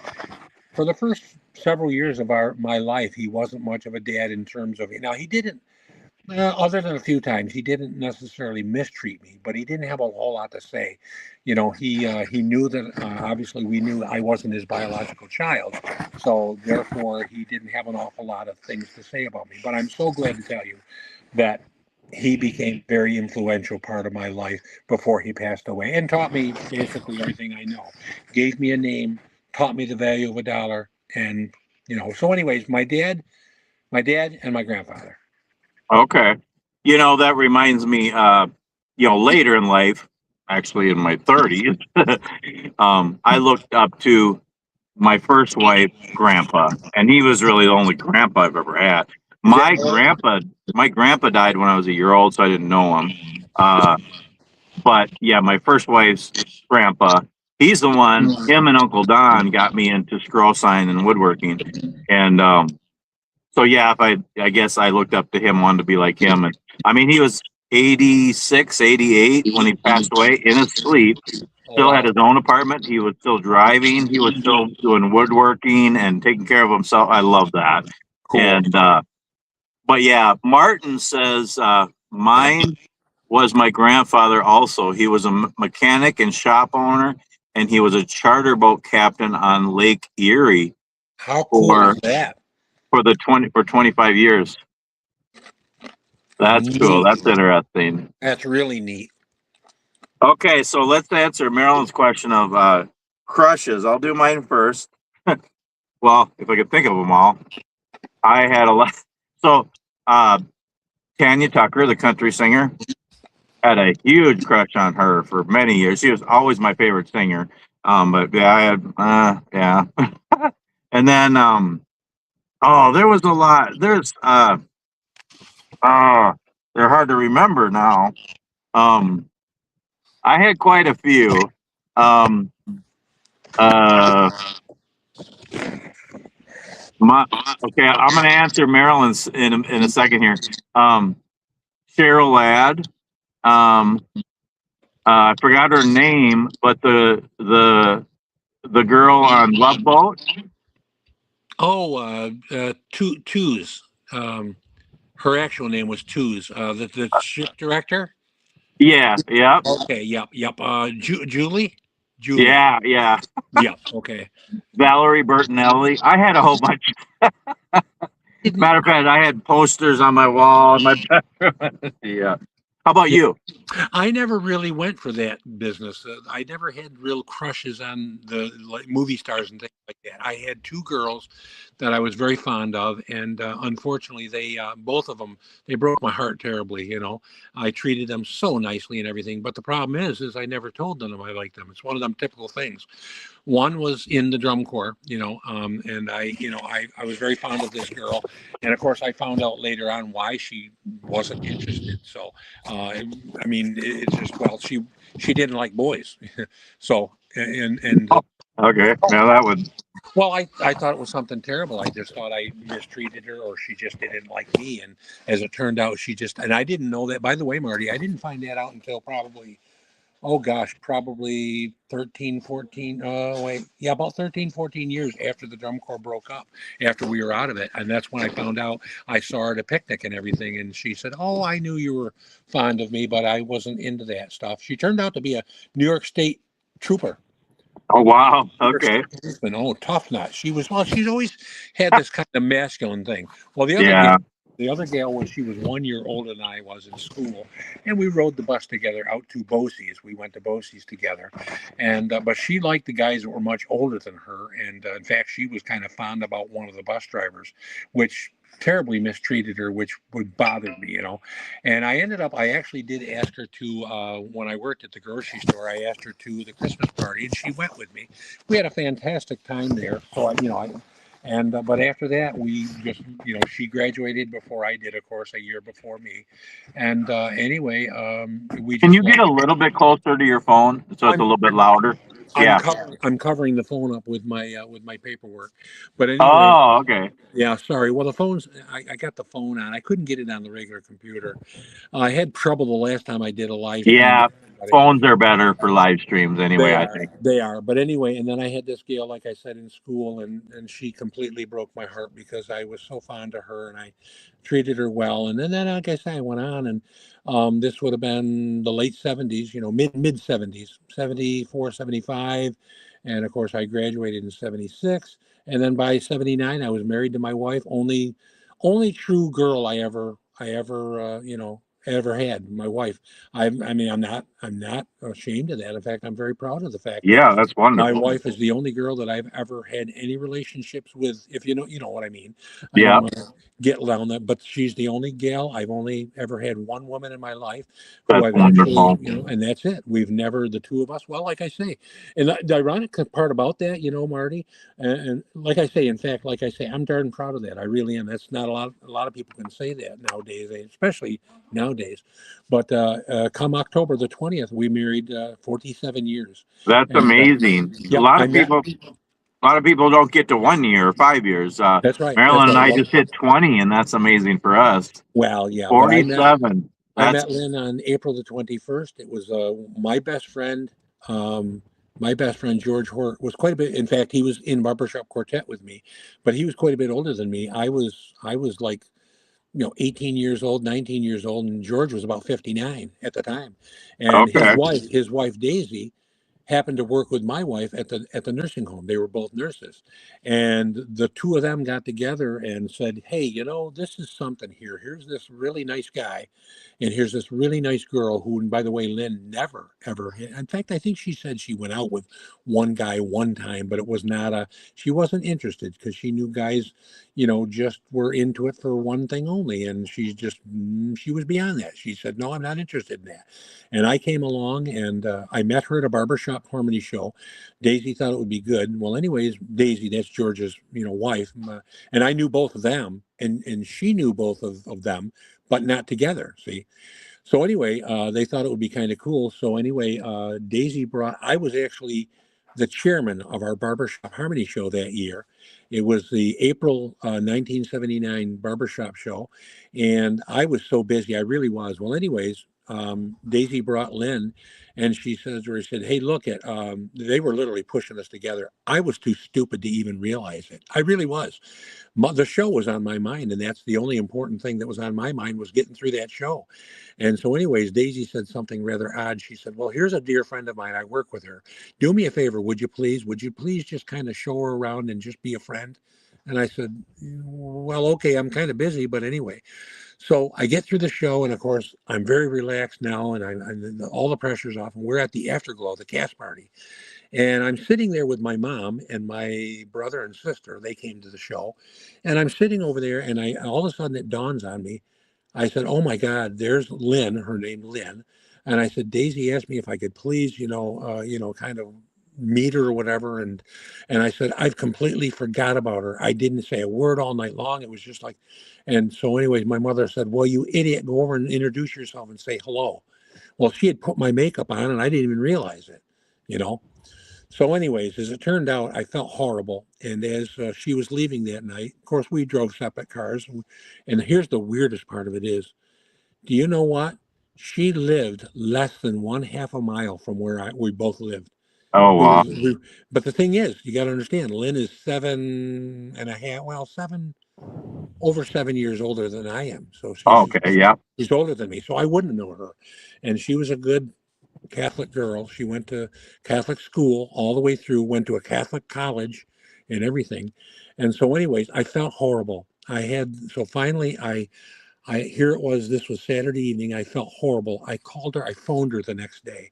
I had to get her phone number from Daisy, and I said, I feel terrible. I said, I completely didn't even pay attention to you, and I'm so sorry. Can I make it up to you? Can I take you out for coffee? So anyways, I took her out for coffee. She said that would be fine. Didn't think much of it. And so as it turned out, I ended up taking her out for dinner. And then after dinner, I took her out to a very nice dinner. It was a very expensive place that I couldn't afford. And ironically, guess what the name of the restaurant was? What? The Cornerstone, the same Oh, name that we nice. chose for our quartet. Oh, And nice. so I took her out and I said, well, I said, it's really early. I said, what do you like to do? Do you do anything? She said, well, I like to go bowling. I said, well, I bowl on a league.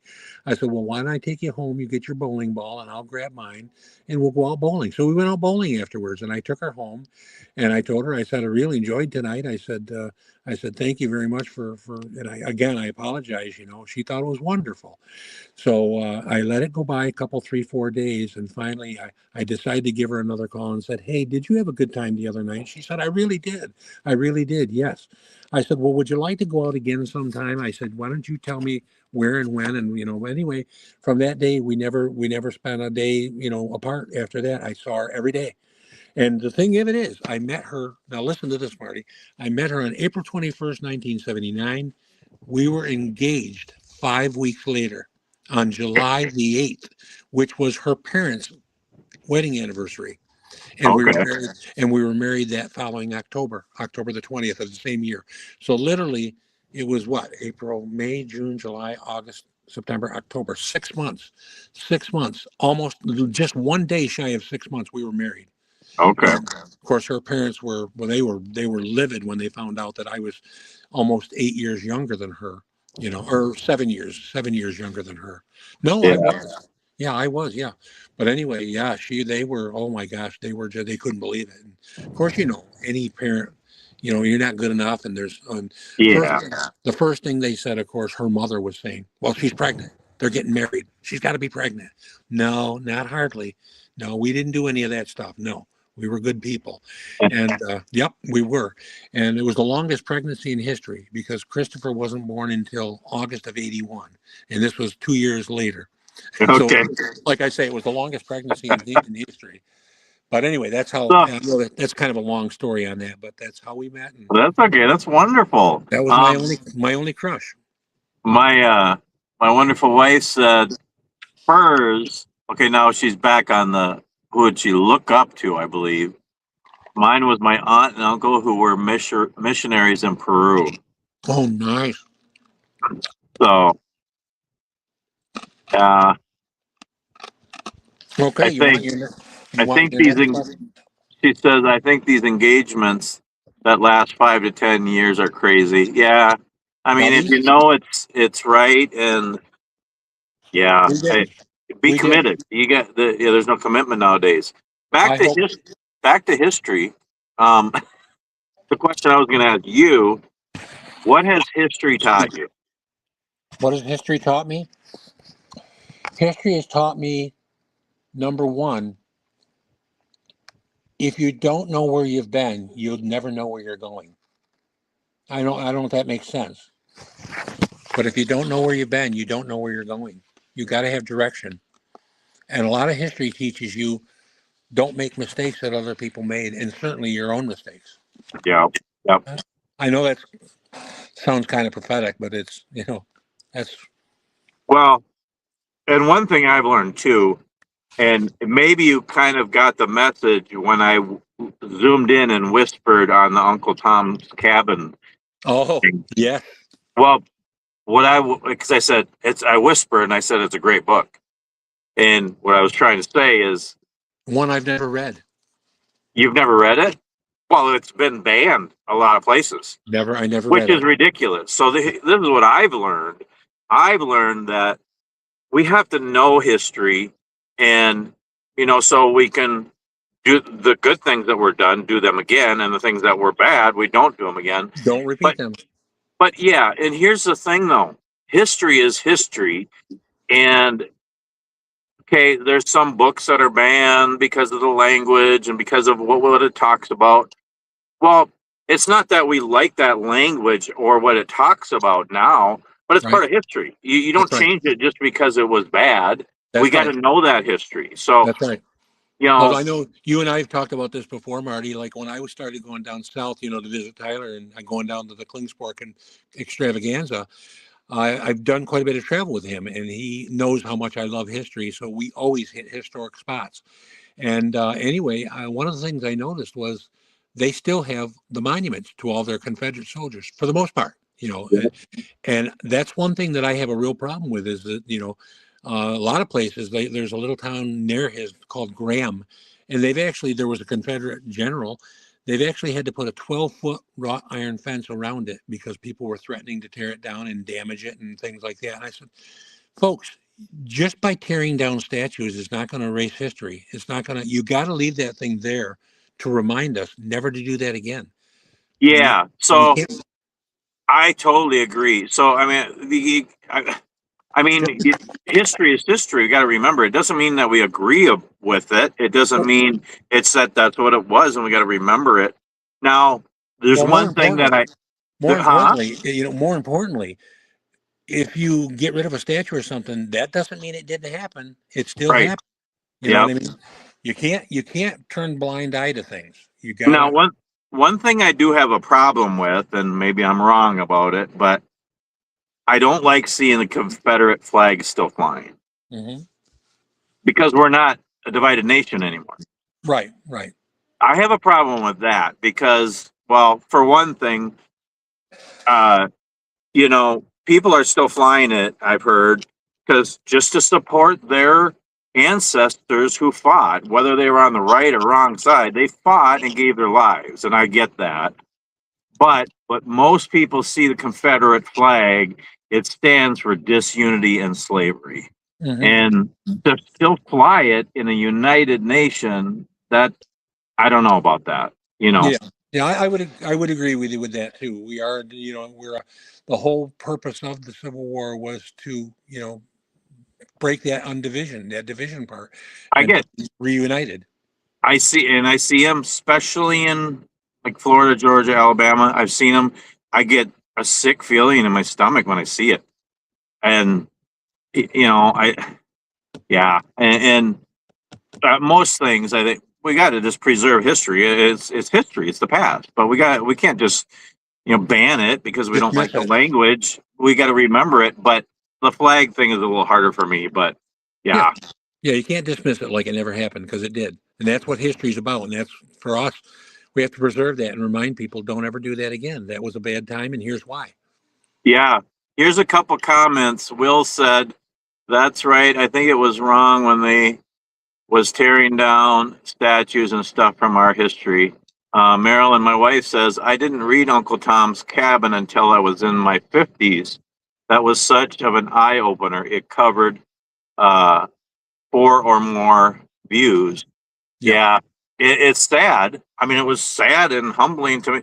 Actually, toward the end of the video today, I was almost crying, and I didn't say much at the end, but it's still good to see. It's sure, still important to see and to remember. sure it is. Yep. Okay. Hey, look at I've got these questions I've got for you. I think they're beauties, and I'd like to get to them. Okay, I mean, I really do. I believe. I really thought this is about these, by fun. the way. Okay, It's my kind of second one. exciting, scary at the same time. How old were you when you realized there was no Santa Claus? And I'm going to guess it was fairly young for you. What do you mean? There's no Santa Claus? Oh boy, I knew that was going to see Marilyn. I knew that was going to be a problem. No, I was pretty old actually. I think it was 11 or 12, and it wasn't so much that I didn't. I kind of had a feeling it, but it was sad. It was just sad. Yeah, I think I was 10, 11, 12 along there. Yeah, Yeah. and I think a friend of mine told me or something. It wasn't even my parents, but yeah. I was. That's kind of a hard one, Yep. and every parent is different. And I no, I don't think we should lie to our kids. No, I don't think we should. You know, we should show them the real reason. Like Christmas is about the birth of Jesus. It's celebrating his birth and that he came to save us. It's not about Santa. But Santa exchanging gifts, all the festivity of it is wonderful if we remember the real meaning. Mhm. And so it is kind of sad to, some parents, they won't even start the Santa or the Easter Bunny or any of that, but at the same time, we want to be truthful. So it's, yeah. But I remember I was a little older than most. But how about you? Well, I was probably about 8 or 9 years old, and my grandmother, Mahani, she was a very devout, you know, Christian person, and she was incredible. And I remember her. We always took little baby Jesus on Christmas Eve, and we basically put him in the manger. And she would always tell all of us kids sitting there. She said, "This is what Christmas is about, not that." She would point to the tree and all the gifts under it and what things like that. Every one of us, we knew what was going on, and she would say, "This is the real reason why we celebrate Christmas. It's Yeah. all it's all about Christ and the fact that And He was born." it gets really hard when, then kids talk to their friends and they say there's a Santa, and then parents might start fighting back and forth. Yeah, it's you got to be careful and respect people, but also the truth is important. I do like the idea of bringing things in, not, okay, it's about the birth of Christ. That's it, nothing else. Yep. But there was a guy like a Santa who gave gifts, and that's kind of a neat story. And we give gifts to show as an example that God gave us Jesus as a gift. Exactly. Plus, That, plus the fact that 8 or 9 years old, I happened to see my parents putting things under the tree. I just happened to get up and I woke up. I heard something and I saw them there. And Dad just turns around and just said, "Well, now you know. Just don't tell your brother or sister." I said, "Okay." Of course, you got to understand. Beth was, let's see, I was 9. Let's say I was 9. She was about 6. Dave was about 4. So of course, yeah. then when Beth did, then when my sister Beth did find out, I always knew all along. She remember. We always say kiddingly, she remembers the day she was born. But you know what? There are times she would tell Mom things that only Mom would know, and Oh, yep, yep. nobody ever told her, and she knew. She knew. So we actually believe she remembers the day she was born. But anyway, that was part of it for me. Again, I grew up really, really quickly. As a young person, I was much older than I appeared to be. And I'm the opposite. I'm still trying to grow up. So I got a couple responses here. Joseph said we were taught from the beginning Santa was make believe. I turned out okay. And Marilyn said I found out at 7 or so and felt betrayed. My kids believed until I separated from my first husband, and I needed to let the kids know I tell them the truth. But we agreed Yep. to not blow it for others. Yeah, that's the important thing to remember, to let parents decide for themselves how they want to, do that. But yeah, that's a hard one. But you want to. I'm always kind of not back and forth. I want to speak the truth, but you want the kids to have some. Not to believe fairy tales, but to have imagination and enjoy, things too. But yeah, Enjoy the moment. Jesus gives us more joy than any Santa or present or anything. But yeah, okay. So I'll do one here. And most of these are real quick ones. Second one for you. This might be kind of hard, but describe, because you live in New York State. Describe New York in one word. Oh boy, that's 2 words. Sorry. Um, oh boy, I'm in New York. Yeah. well, I could go many different ways on this one. I really can. If you're talking about what I feel about New York State, from being a native New Yorker, born and raised here, I would say. Yeah, that's probably the best. That's probably the best. Not Yeah, what other because I'm people trying to be think. positive. I'm trying to be positive about it because nowadays, not got a lot to say about it. Particularly in terms of our the way our government is and our leaders, Yeah, things like that. We're so and over. we don't do politics on this channel. So. No, exactly. But anyway, We're all about fun. I would probably have to say, um, oh gosh, one word. Um, I want to say um, outdoors. We have so many outdoor things to do. Outdoors, it's just beautiful. I mean, it really is. I like that, and it's really interesting because yeah, before I went to New York, I would have said New York City, a busy city. Yeah. No, there is so much wilderness in New York State. New Well, York City is the least part of it, as big as it is. It's way over on the coast. The rest of the state's that's why I gorgeous tell people. wilderness. That's why I tell people, Marty, that when they say I'm from New York State, and they go, "My New York City, Mike." No, no, no, no, no, no, no. I am 5 hour drive, a good 5 hour drive from New York City. I'm an hour from Canada. People don't realize just how far north we are. We're Yeah, cold, frigid, and New York State and central New York and northern New York is an entire different beast than New York City. It's just not even close at all. So anyway, yeah. Oh, when I first delivered there, and there's rolling hills and yep. green and forests, nice small towns.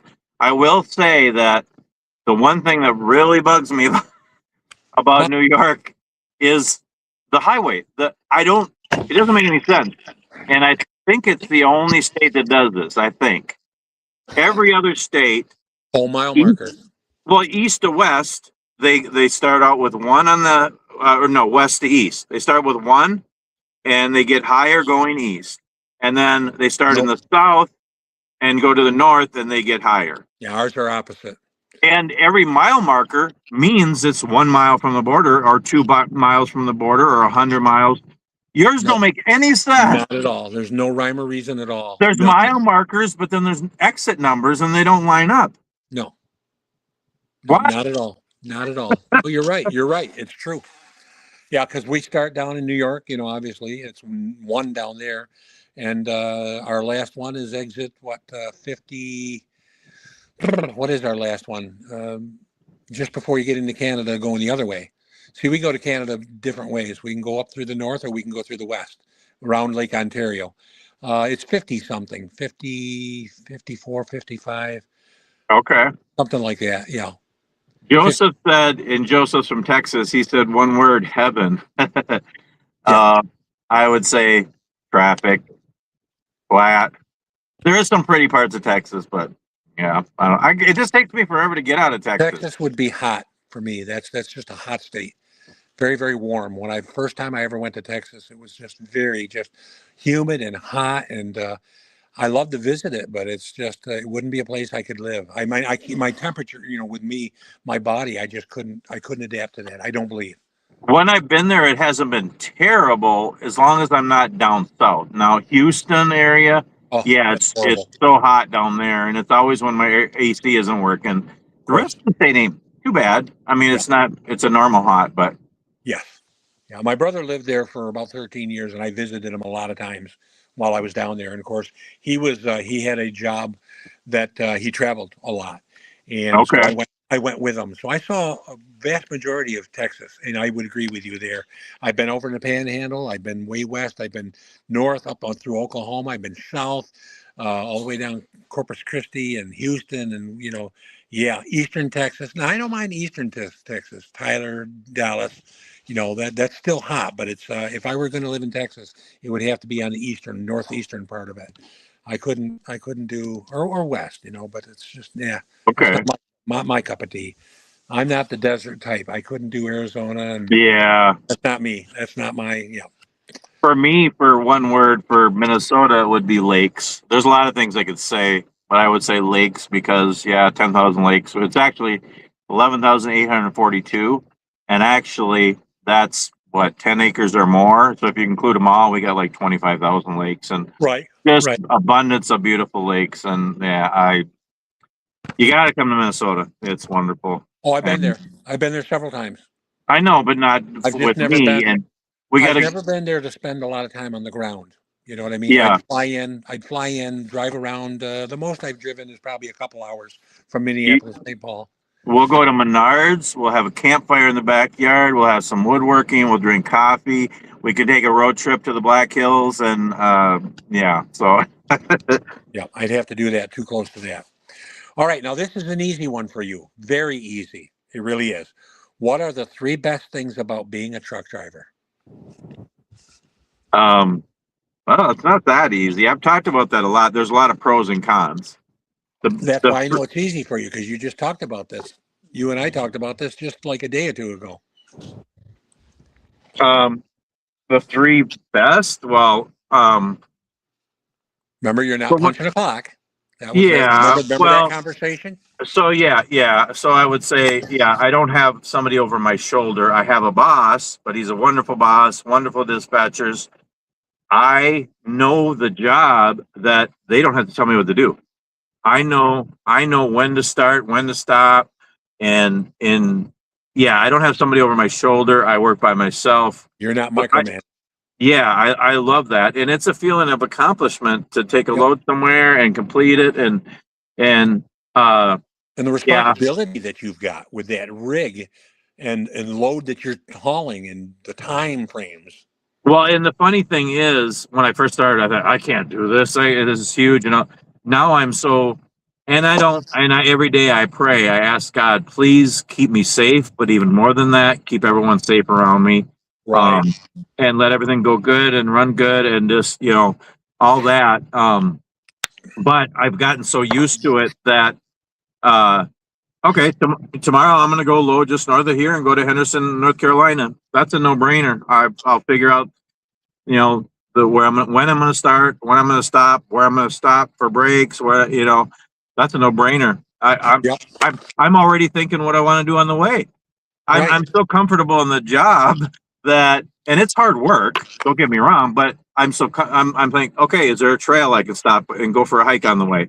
Mhm. Is there some place I can stop and see and make a video? So, Right. there's so much One good I thing do about with the your job job is because you're I on the just, road. You got so much time to do a lot of thinking. And I mean, I think I mentioned this to you before. Believe it or not, my head is the clearest. You know what it is? Believe it or not, when I'm on my lawnmower and I'm out there and I'm mowing the lawn and I'm smelling the grass and I'm breathing in God's beautiful air. And that's when I get my head is completely free and I get more ideas and more inspiration from doing that because I don't have to think. Obviously you're driving, you got to keep your eye and attention span, but you have well, a lot of time to think. it's funny because it's hard being away from home. That's one of the worst things. I hate being away from home. If I could do something else, I would, but it's better than most jobs. And I make the best use of my time at home. When I'm home, I'm busy, yeah, spending time with my wife and kids and grandkids and friends and serving God. But I also have chores and I have things I want to do and need to do. It's a lot of stuff. Uh, I'm more relaxed on the road, actually. Even though it's hard work, but yeah, I would say not having a boss over my shoulder, working on my own, you Hmm. know, seeing the country. I seen Gettysburg today. I would never be able to make a trip there, and I made a video to share with others. So, and then number 3 would probably be, uh, well, I guess not that it's a priority or a reason why I would take this job, but because of this job, look at the opportunities I've had. Not only to see places and make videos to share with the world through my silly little channel, but yeah, I can stop and go for hikes places I would never be able to make a trip to. Uh, you know, uh, and the people I've met. So I've met like 4 or 5 people through my channel, which is amazing. And it's not about me. It's not my silly channel. It's God using anything he wants to bring people together, Hmm. and made good friends through my YouTube channel. That's crazy. Sure. And I don't think I would have been, well, I wouldn't have been able to meet all of you for one thing. And maybe we would have become friends through my channel, but who knows? My channel would have maybe went different directions because I mainly just did woodworking and I did, so yeah, just extra blessings that have come through it too. So yeah. How Neat. about you? What's 3 things about being a historian? I About mean, being a you could do your historian. job or different things you've had, but that's a big part of you. You're being a historian. Well, that's kind of unfair to ask me that question, and I'll tell you why. because it's something that I truly enjoy and love really so much. So it's a very self-serving thing for me. And I hesitate to say that. But one of the things in my job that I found out, first of all, number one, I never realized how little I knew about my town. I figured Oh yeah. and when I walked into my office for the first day and I looked at the vast amount of knowledge around me, books and the data and things like that, it's like, holy cow. And then even to this day, here it is 5 years later, and I'm still digging into them things. It's like, holy crap, look what I just found. And I'll run down to the office. I'll say to the girls, I'll say, of course, I drive them nuts, but they love it. It gives them a little break.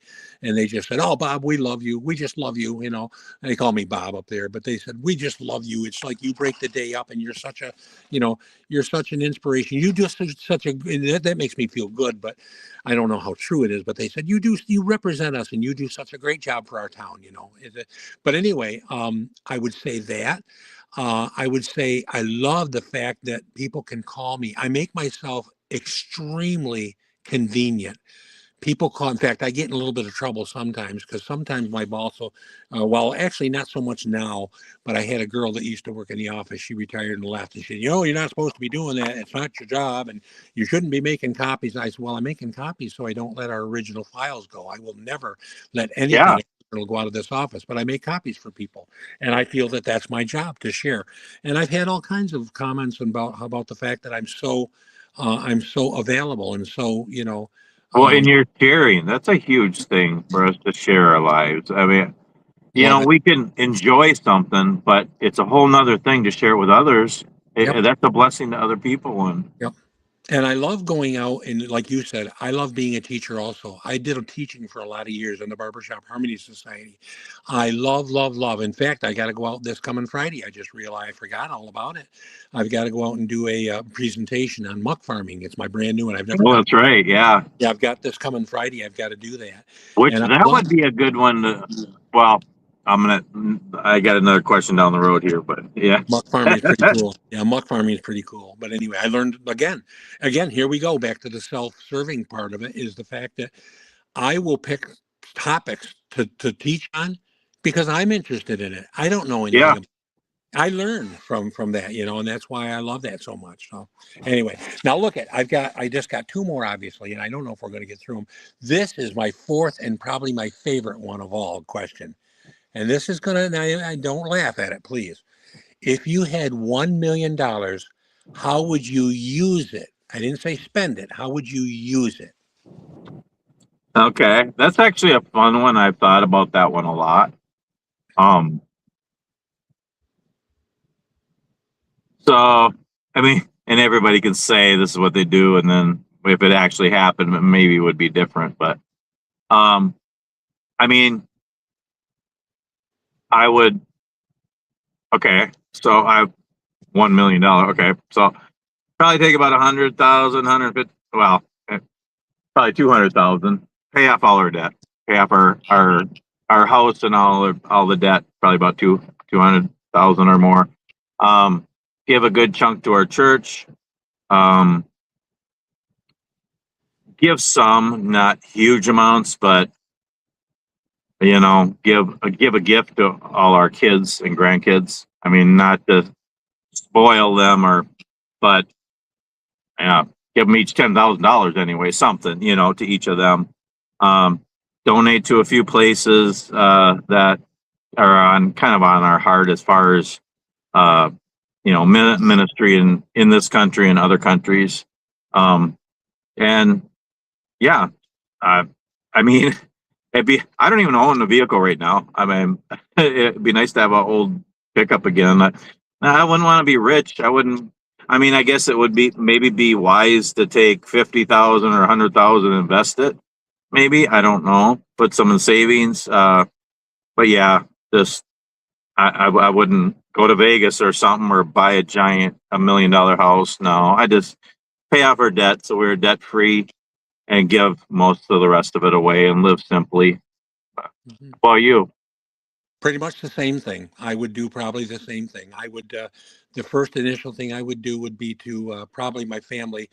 I've had a lot of family members who have had a real tough go of it. They've never had a thing and they've never been able to live comfortably. And I would obviously take care of them and make sure, get them out of debt. And so they can, at least for once in their life, feel like they got their head above the water instead of below.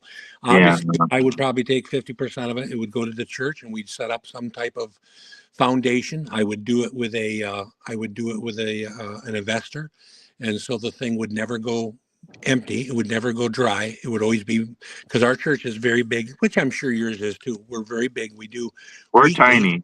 We do We have well. What I mean is, we do weekly meals. We have people in for meals, give away meals every week. We have a very, very strong well, for like unwed mothers, we take care of Yeah. children, things like that. It's very big. So that would be, top priority for me. I would set that up and make sure that would happen. As far as me, I mean, I don't want to brag. I mean, I've got a little bit of debt, but very little. I don't have to worry about too much of that stuff anymore. But I probably wouldn't spend, I can't think of single thing I would buy. I really don't. Well, here's why. Well, a trip to see Marty. I mean, yeah, there you go. I would do that. If I were going to spend anything on myself, I would do that. And then, but the thing is, and you're going to spend some money at Menards too. So this is going to sound horrible, but you know what? Money would change me, and I know it would. Yeah. I'm sorry to say, it wouldn't change me for the good. If I had lots of money, I would not. I see so much in the world today when people that do have money, and I'm thinking to myself, God, I would hope I would never turn into that. But then the more I think about it, it's like, yeah, I would. Yeah, I would. I would probably be just like them. And I'd rather, I mean, I'm going to go out of this world the same way I came in, wet and naked. That's just the way it is, I didn't come with anything. I don't expect to leave with. Not to see that. Well, it's the truth. I was there. I remember. There's no chance, by the way. So. Yeah, you say that now. Sorry, Marilyn. Marilyn's probably cackling right now. But no, like I say, I mean, it sounds horrible, but money would change me, and I know that. I've realized it over the years that I wouldn't want to be. I just wouldn't. I wouldn't want to be. And I don't want to go down this trail really too much, but yeah, I work 80 hours a week. I'm going to be 60 in a few months. We got tons of debt, can barely make ends meet. I would just like to pay off our debt and be able to be home more. I don't want stuff. I don't want to be rich. But like I say, I would be ecstatic to have a $500 beater pickup right now. Think of the work that you could do, Marty. Think of the work that you and Marilyn could do for yourselves, for your church. And if you were home and you didn't have to be on the road, think of the things that you could do for people, the good that you could do. I mean, that's where you're at right there. And the thing is, we're not, it's like everything. There's so many things that aren't bad. No. Sex isn't bad. Even alcohol isn't bad. Money is not bad. It's the abuse of those things. It's the abuse of anything. And anything that comes between us and God, us and our family, us and work. And so, we're to not worship money. And sometimes I do, because I'm constantly worried about trying to make enough. And lately I'm like, Lord, I'm working so hard and I try so hard and I'm far from perfect. And I know we can budget better and spend less. We're trying and we're doing our best and it's just still not enough. But, and I'm asking God to be our ultimate provider, because even worrying about it and working so much and trying to, that's almost like worship. I'm thinking about it too much. So I'm finally, especially the last few months, I'm like, yeah, I know we're not quite caught up, but we're getting there and doing my best. I want to cherish every day. I say that all the time. I live every day, live fully alive in the midst of all the trials, and just do your best, but live every day and have peace and joy and seek God and share with others. And, but yeah, sorry, I went on a tangent on that. No, but yeah, I live that kind of a life myself, Marty. I've had in all my lifetime, I'm almost 70. I've had one brand new car in my life, one. And that was it. And honestly, I don't ever want another brand new car. And I'll tell you why. Number one, I don't need it. I really don't need it. And I am so stingy now in terms of that. I won't pay the price that they want for these things. Well, it's ridiculous. I won't so do it. Let's go that direction rather than the other direction, right. In a funny way. if I had $50,000 and I could only use it on a car, I wouldn't buy a brand new car. They're ugly. They're not Well, colorful. They all look the same. They're plastic on the inside and fiberglass on the outside.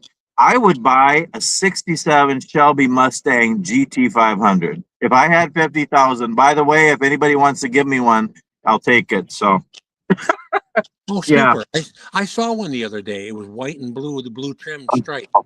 I hardly ever see them, but when I see one, it's like, oh, yeah. It was on the shelf. It said Hot Wheels. It was I think I got one of those too. I'm sorry, Marty. More in my budget, 99 cents. Yeah, yeah, I know, but I saw one anyways. Okay. All right. The last one I got for you, we both did that one, and this is a kind of nice one, I think, too. And then we're done with the questions at least, or my end. Well, I got 3 more for you. You're ahead do of you? me. Okay. Do you want to go? Oh, sure. Okay. Mine are pretty quick and easy. My number 3 one is if you could only have one drink, and you can't say water. One drink. If you could only have one drink the rest of your life, what's your favorite drink besides water? And we Oh, both boy. like water, but Boy, there's so many I like actually, and what's good for me probably would be if I could only drink one thing the rest of my life.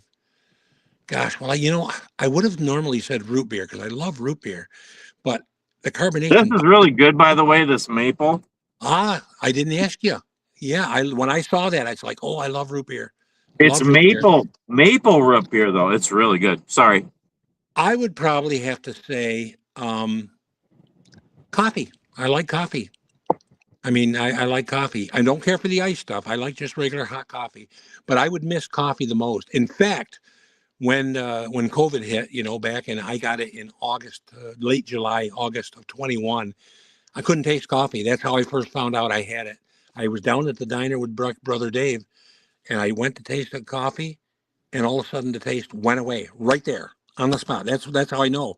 It was I like think it happened for me too, and I didn't notice until you mentioned it. But I can still taste coffee and I can taste food, but it's not like it used to be, and I still haven't got it totally back. It still doesn't taste as good as it used to, or smell. mine is completely back now. All of a Is sudden it? it is. Well, the thing is, No. I trusted. I have a friend of mine who's his father and I sing in the barbershop harmony in the Irish group. Derek Derek he's a medical or he's a emergency room medical doctor, and he told me he said Robert, he says the thing that affects COVID or what does it, it's a nerve. It's a nerve that's in your body. And he said it will repair itself eventually. I don't know. I can't tell you when, but he said Well, eventually it will. And it did. I would say probably within the last couple, 3 months. was it that alpha lipoic acid? Well, yeah, I've been on that for quite a bit long now, but maybe it contributed to it. But anyway, he's one that told me to try that stuff. But yeah, I've got it. I would say I'm about as close to the 100% as I can because I smell things now. I go outside again, and when I go out, I smell the fresh air. I smell the grass. I smell coffee. When I bring it to I smell it. Of course, that's where we actually get taste from. A lot of people don't realize it, but your taste actually, you smell things before you taste it. Oh, okay.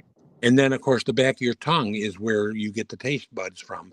So when I brush my teeth and rinse with mouthwash, I scrub my tongue now, trying to get it back. Well, that's where bad breath comes from. Did you know that? Yeah. Your tongue. It's your tongue. Yep. And I haven't totally got it back. And that's why. And honestly, you could probably give me 2 different kinds of coffee, and I wouldn't tell the difference. It still tastes good and smells good, but not like it used to. And I hope I get it back. Well, here's how I know. But because I can taste the difference between decaf and regular coffee. Lynn's here. Hey, Lynn. Hey, brother. Hey. Good to hear from you, Lynn. Sorry. But no, Yeah. I can taste the difference now between decaf and regular coffee. Whereas it didn't bother me. I couldn't taste either one. And now I'm back to being able to, which I'm. I'll get a headache if I drink decaf. No, I'm supposed to because I've got a stomach issue. Yeah. She said, because my stomach was bothering me badly. And she said, try decaf. And within a week, my stomach problem went away.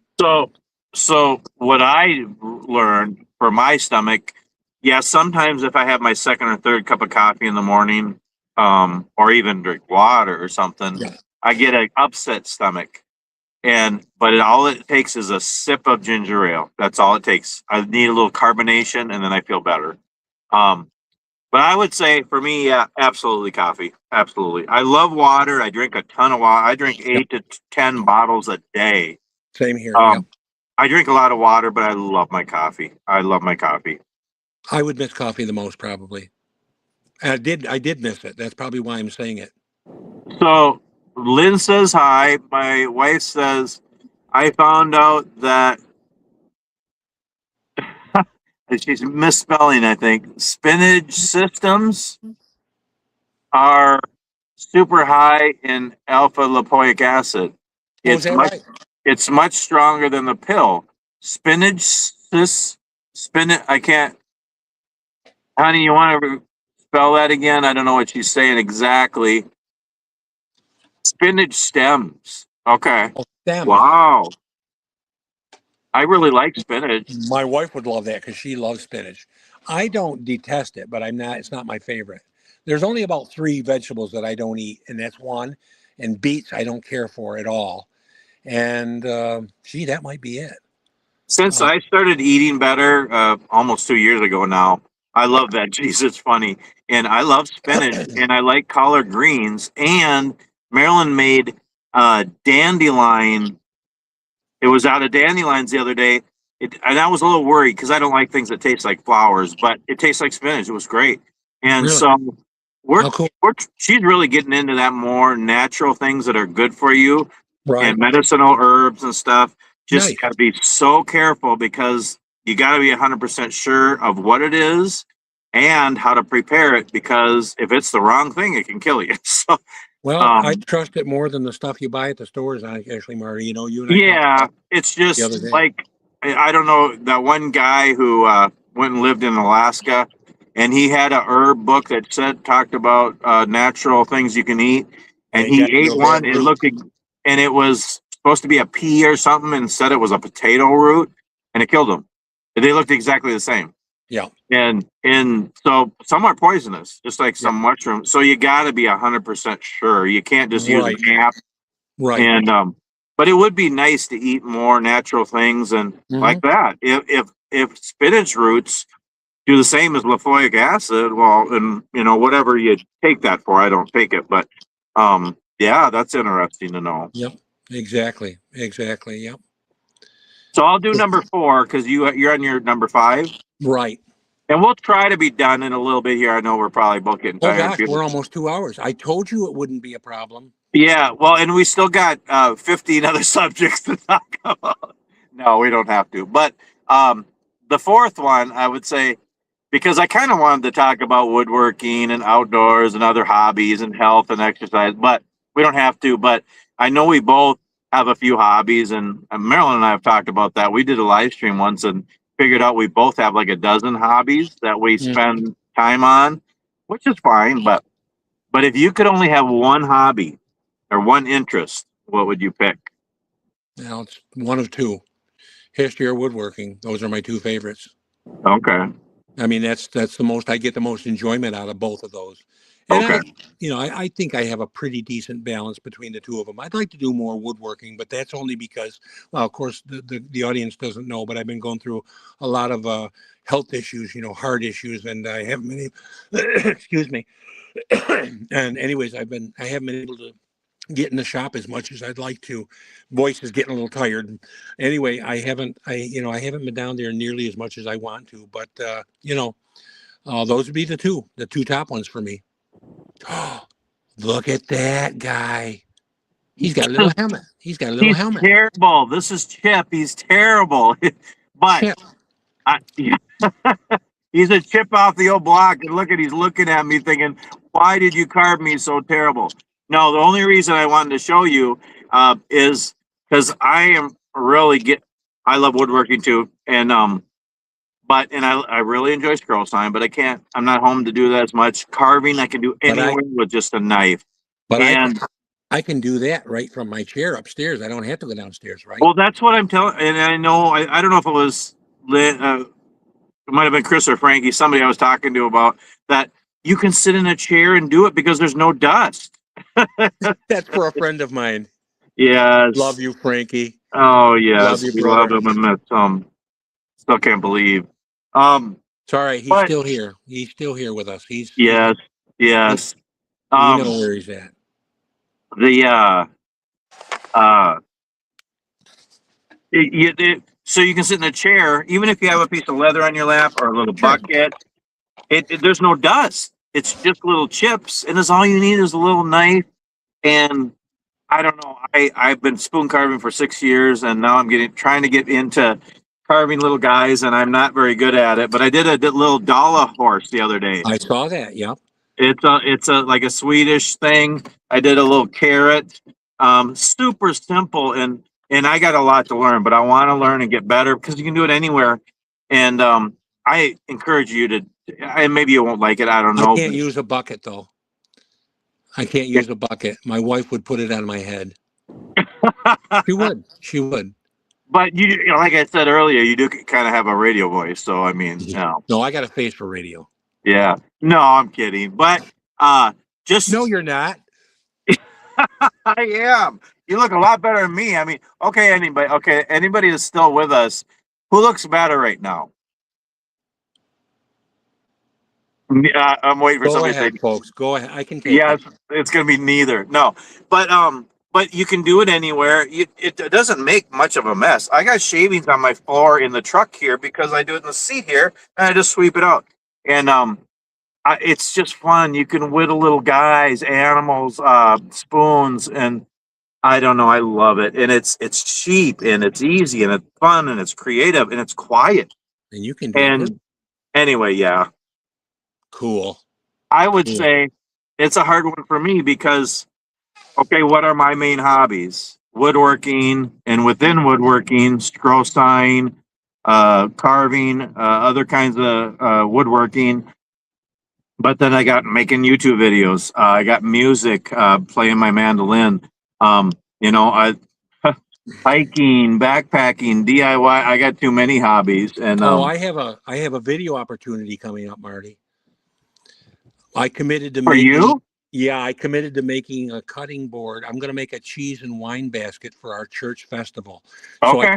I committed to making homemade, little cutting board. I've got 4 blank. I just noticed I had 4 kits downstairs, so I figured I'd make one. So there's a an opportunity right there. Well, and here's the thing. Like I always say, if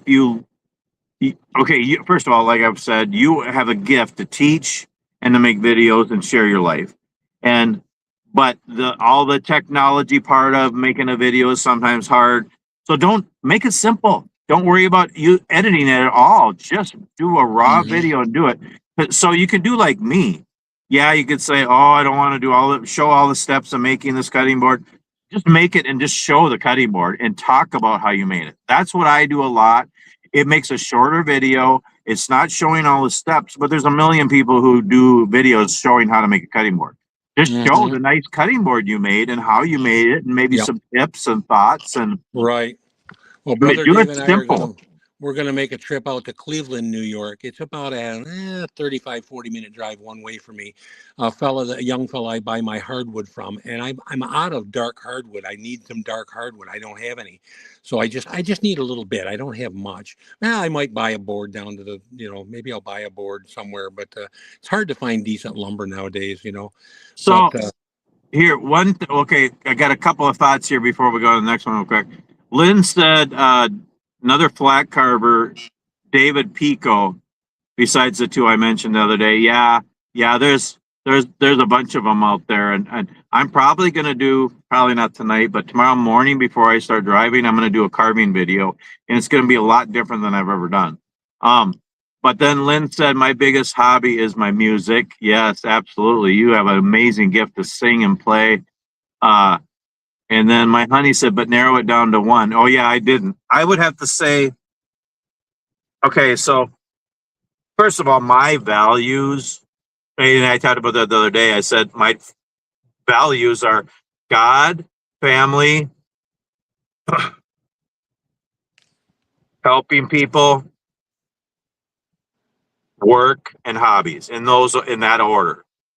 God, family, helping people, work, and hobbies. So hobbies that last.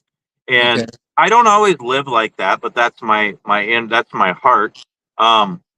But as far as just hobbies, I mean, I could say, well, no, I'd rather just spend time with my family or help people but just hobbies. Yeah. I I need still to don't ask you. know. I'd probably just say carving because all I need is a knife and a piece of wood or a branch. Right. And even if I lost my whole shop and all my scroll shop, all my backpacks, my mandolin, I love all that stuff. But I don't know. Between carving and my mandolin, probably. I think Mhm. I don't know. I like my backpacks though, and it's fun making YouTube. I don't know. I guess I probably can't. I need to ask Marilyn a question, actually. She's the only one on here that I know can help me, actually. I need to work on humility. But enough about that. Let's talk about me.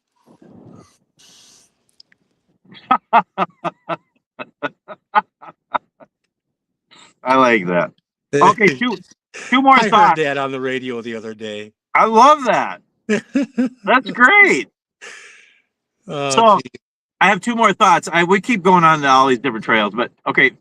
One, help me remember so I don't forget. Come back to the wood because you're talking about dark wood. Mhm. Because I have a couple of thoughts on that, and then oh, there was another. Uh, I don't know. I lost it, but okay. Let's come back to that one again. Um, Mhm. so what? Okay, you can't find dark wood. What do you mean? Well, a darker wood. I do have a little bit now that I'm thinking about it. I do have some So babinga, and I got some. It's a little darker, but it's. I need it for the cutting board. I've got tons of maple and a little bit of cherry left over, but they're okay. both really blonde. Yeah, I got a bunch of ash, which is white, but I need So some dark for some strips. Just so to here's tidy the it up. things I've learned. I don't know. I'm not a master woodworker, but I've been woodworking for 45 years. I've been scroll sign for 34 years. I've been spoon carving for 6 years. I'm still an amateur. I've never done anything long enough to get really good at it. So I'm not Mhm. one to talk. But I've done probably 20 or so cutting boards, and I want to do more now. Now that I got a nice planer that you gave me. But the one thing I did learn is if you're going to only have three woods, it's maple, cherry, and walnut. Those three are really good. They're tight grain, they're hard, and they look good on cutting boards. Yeah, I have Okay. no walnut. Huh? I have no walnut. I need to get But some walnut. That's what I so need dark. so it's nice to have that dark and light contrast. But I've also learned, yeah, you can pick some other darker woods and lighter woods. They also have to be food safe, Mhm. and some of them aren't. They're dangerous actually. So you shouldn't use softwoods. Mhm. You shouldn't use coarse grain like ash or oak because they're too. The Cedar. meat juices could get in the cracks. So it has to be tight grain, hardwood, and food safe. But I have used mahogany when I didn't have walnut, and it's a little cheaper and it's dark too. Yeah. Menards has that in like Oh, abundance, but I know you don't I have don't. Menards. I But don't have a Menards. No. that No. would be the one I would say. If you kind of want walnut, that'd be the first choice I would say for a dark wood. Yeah. But mahogany it would be another one. Yeah, you talk about those other dark ones. First of all, they're very expensive and exotic, and some of them aren't food safe. So yeah. Yeah. But you can Google or look online or whatever, and there's a lot of people who know more about that, and they can say which ones are good. So Joseph just said uh, best cutting board ever was made from Jamaican ironwood. Okay, yeah, I don't know because I know I had some. Uh, well, I don't. I think it might have been the Brazilian walnut. um, which is also, I think that's also IPE, or is that, yeah. And I looked it up and they said it's not food safe. So, yeah, I don't know. Oh, Some of the best looking ones and good ones for cutting boards, they're not food safe though. So, right. Right. You got to make sure of that. yeah, anyway, sorry to go down that hole, but No problem. All right. My last question is this. What is the thing in your life you're most proud of?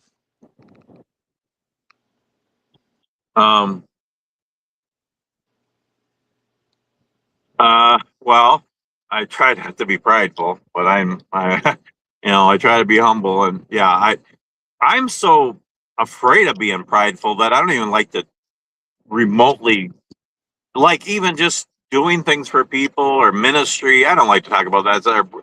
I feel like I'm bragging. And it's so hard. But then even in that, sometimes we're being prideful.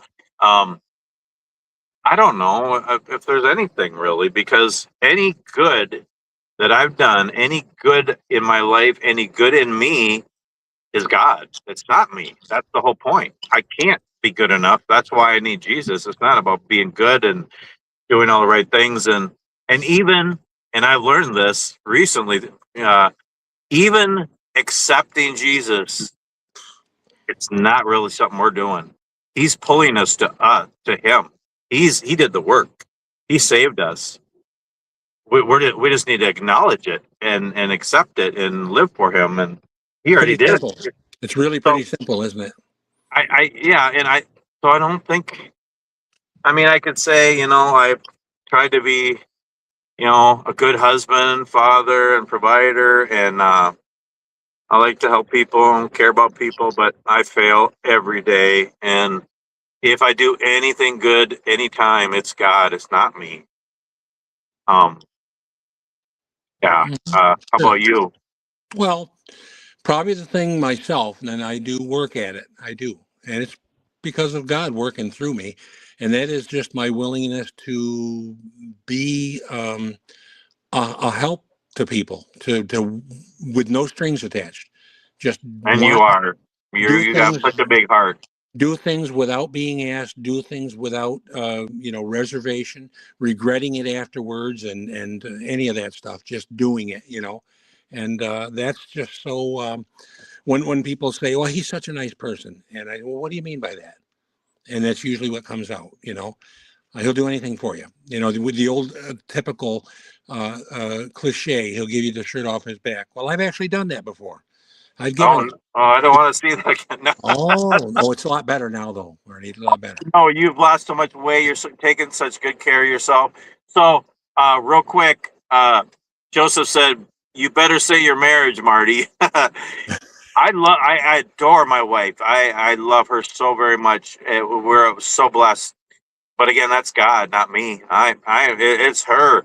She's put up with me, and and that's God that's blessed our marriage. It's not anything I've done. And yeah, he does things through me, but it's still him. And yeah, but yeah, as far as you do have a big heart. You've done so much for me and for us already. And I, just in a few years we've known each other, and maybe that's why you're having some issues with your heart. It's so big, and it's growing in there, and it's pushing on all the other organs. And because Well, you do have a big heart, you're that's kind wonderful. of nice of you to say that, Marty. But no, I think what it is, a lot of people don't realize. To me, I get so much enjoyment out of really, because I know it's God's work. I know it's something that you're supposed to do, and I'm able to do it. I'm able to do it. I've got the wherewithals. I've got the whatever it is, and even when you don't necessarily have it, go with the extra mile and make it happen. People ask me all the time, well, you don't have time to do. I'll make time. I will make time to do that. And that's just what you have to do. Give, just give freely of yourself, and it makes you feel so great to be able to do that. Well, and the thing is too, because I say, okay, what did I say again? It's God, family, helping people, work, and hobbies in that order. But I don't do that always. And I talk about helping people. I don't. But this is one thing about me that I've took this. I try to encourage others. Do what you can where you're at too. Right. Sure. I Sure.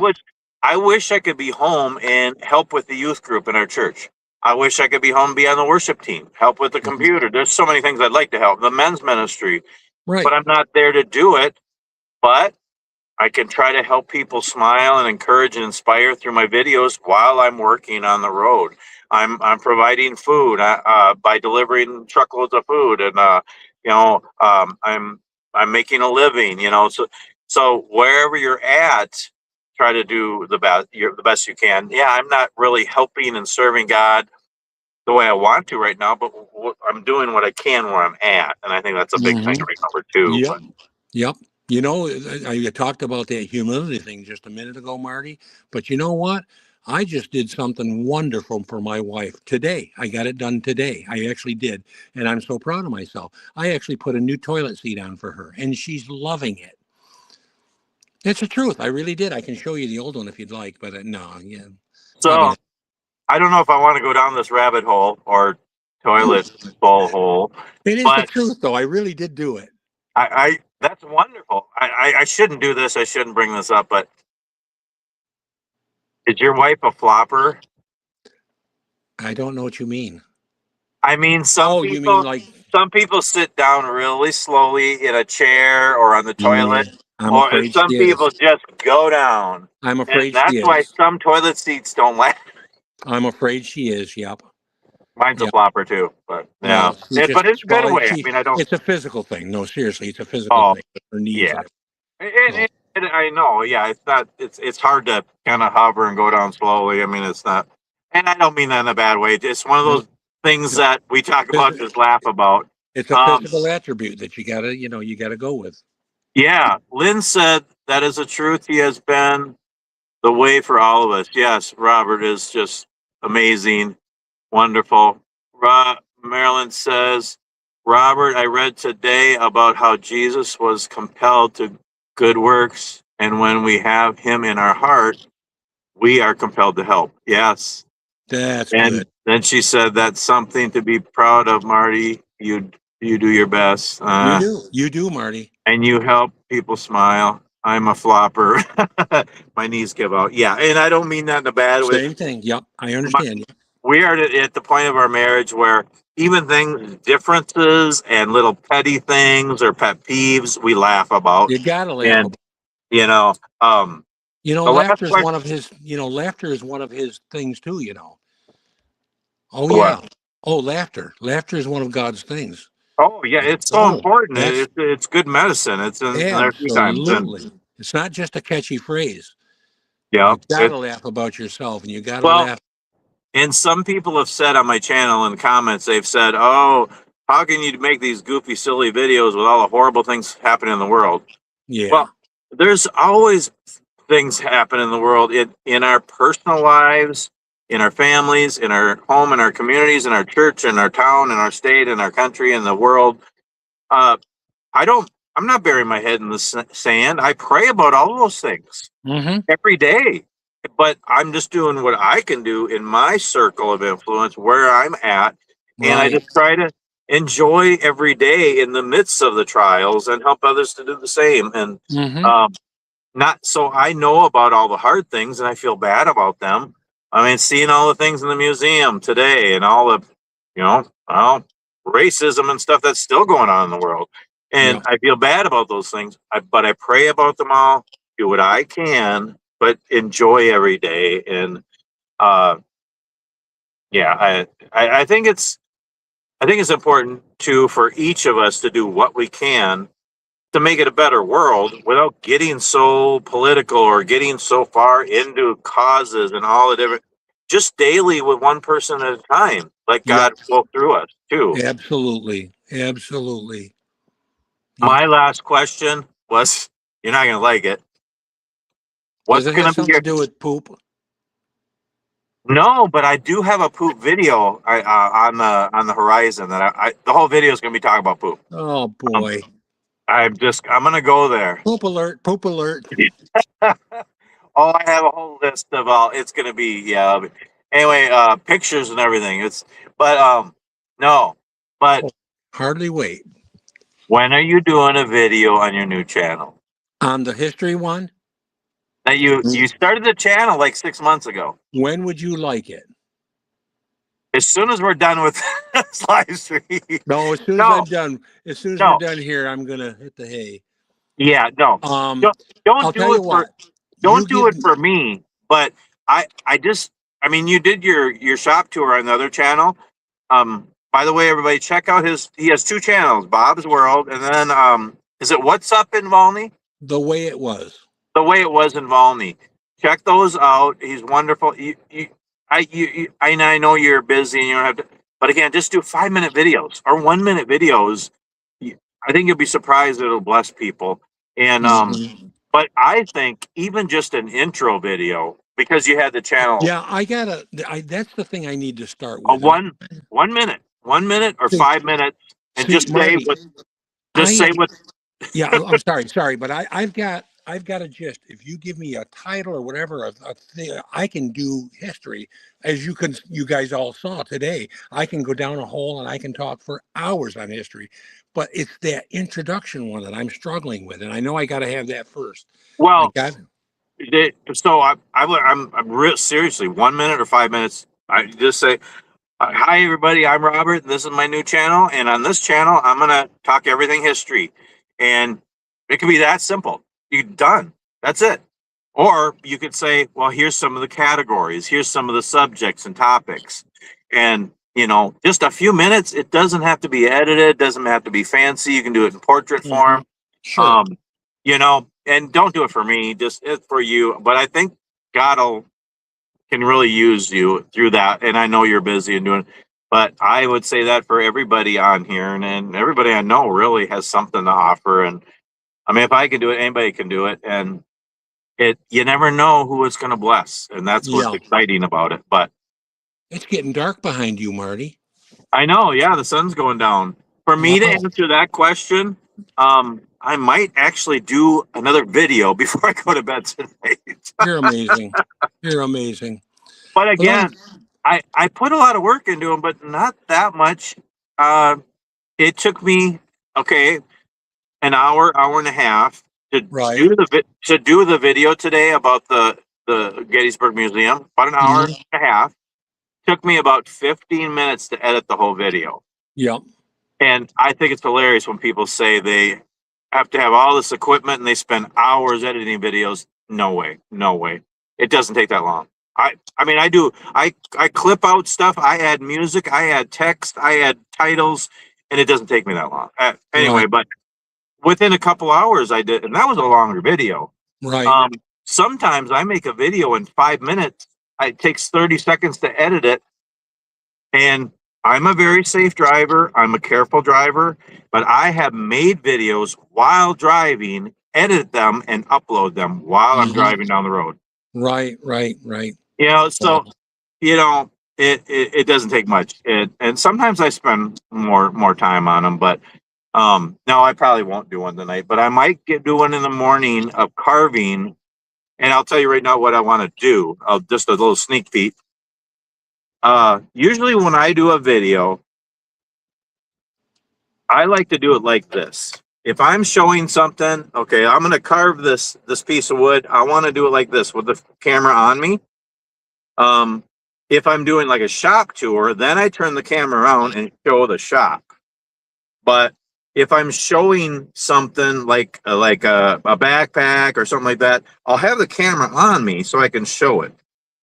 What a lot of people do is they have the camera on it and then they're using another hand to open things and move this. I don't like that. It's so distracting.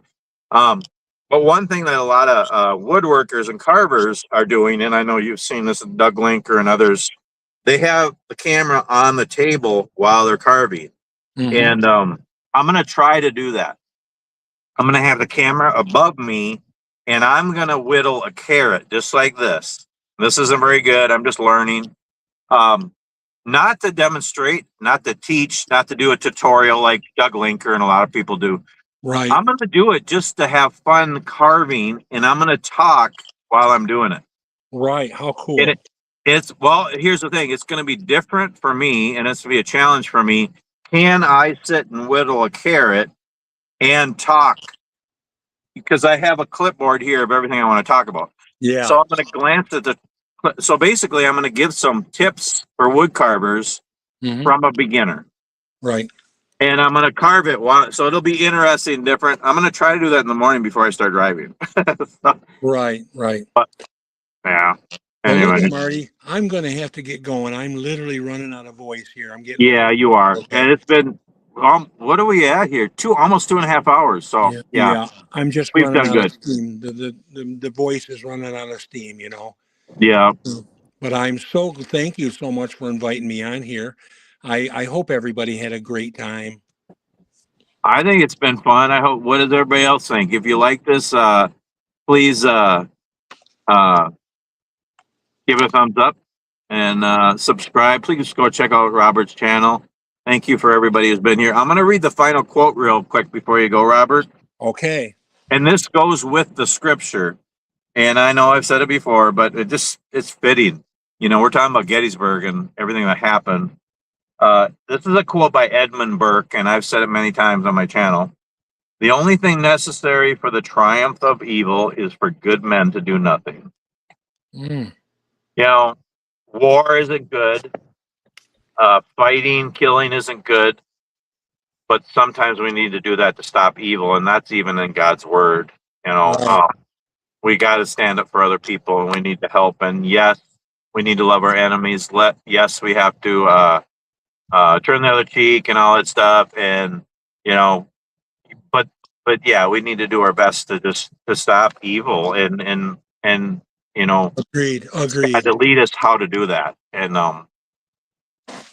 yeah, so Yeah. yeah, I not to get on a downer again. I want to end on an upbeat, but the whole reason for my silly YouTube channel is just to share my life and help people smile. And Mhm.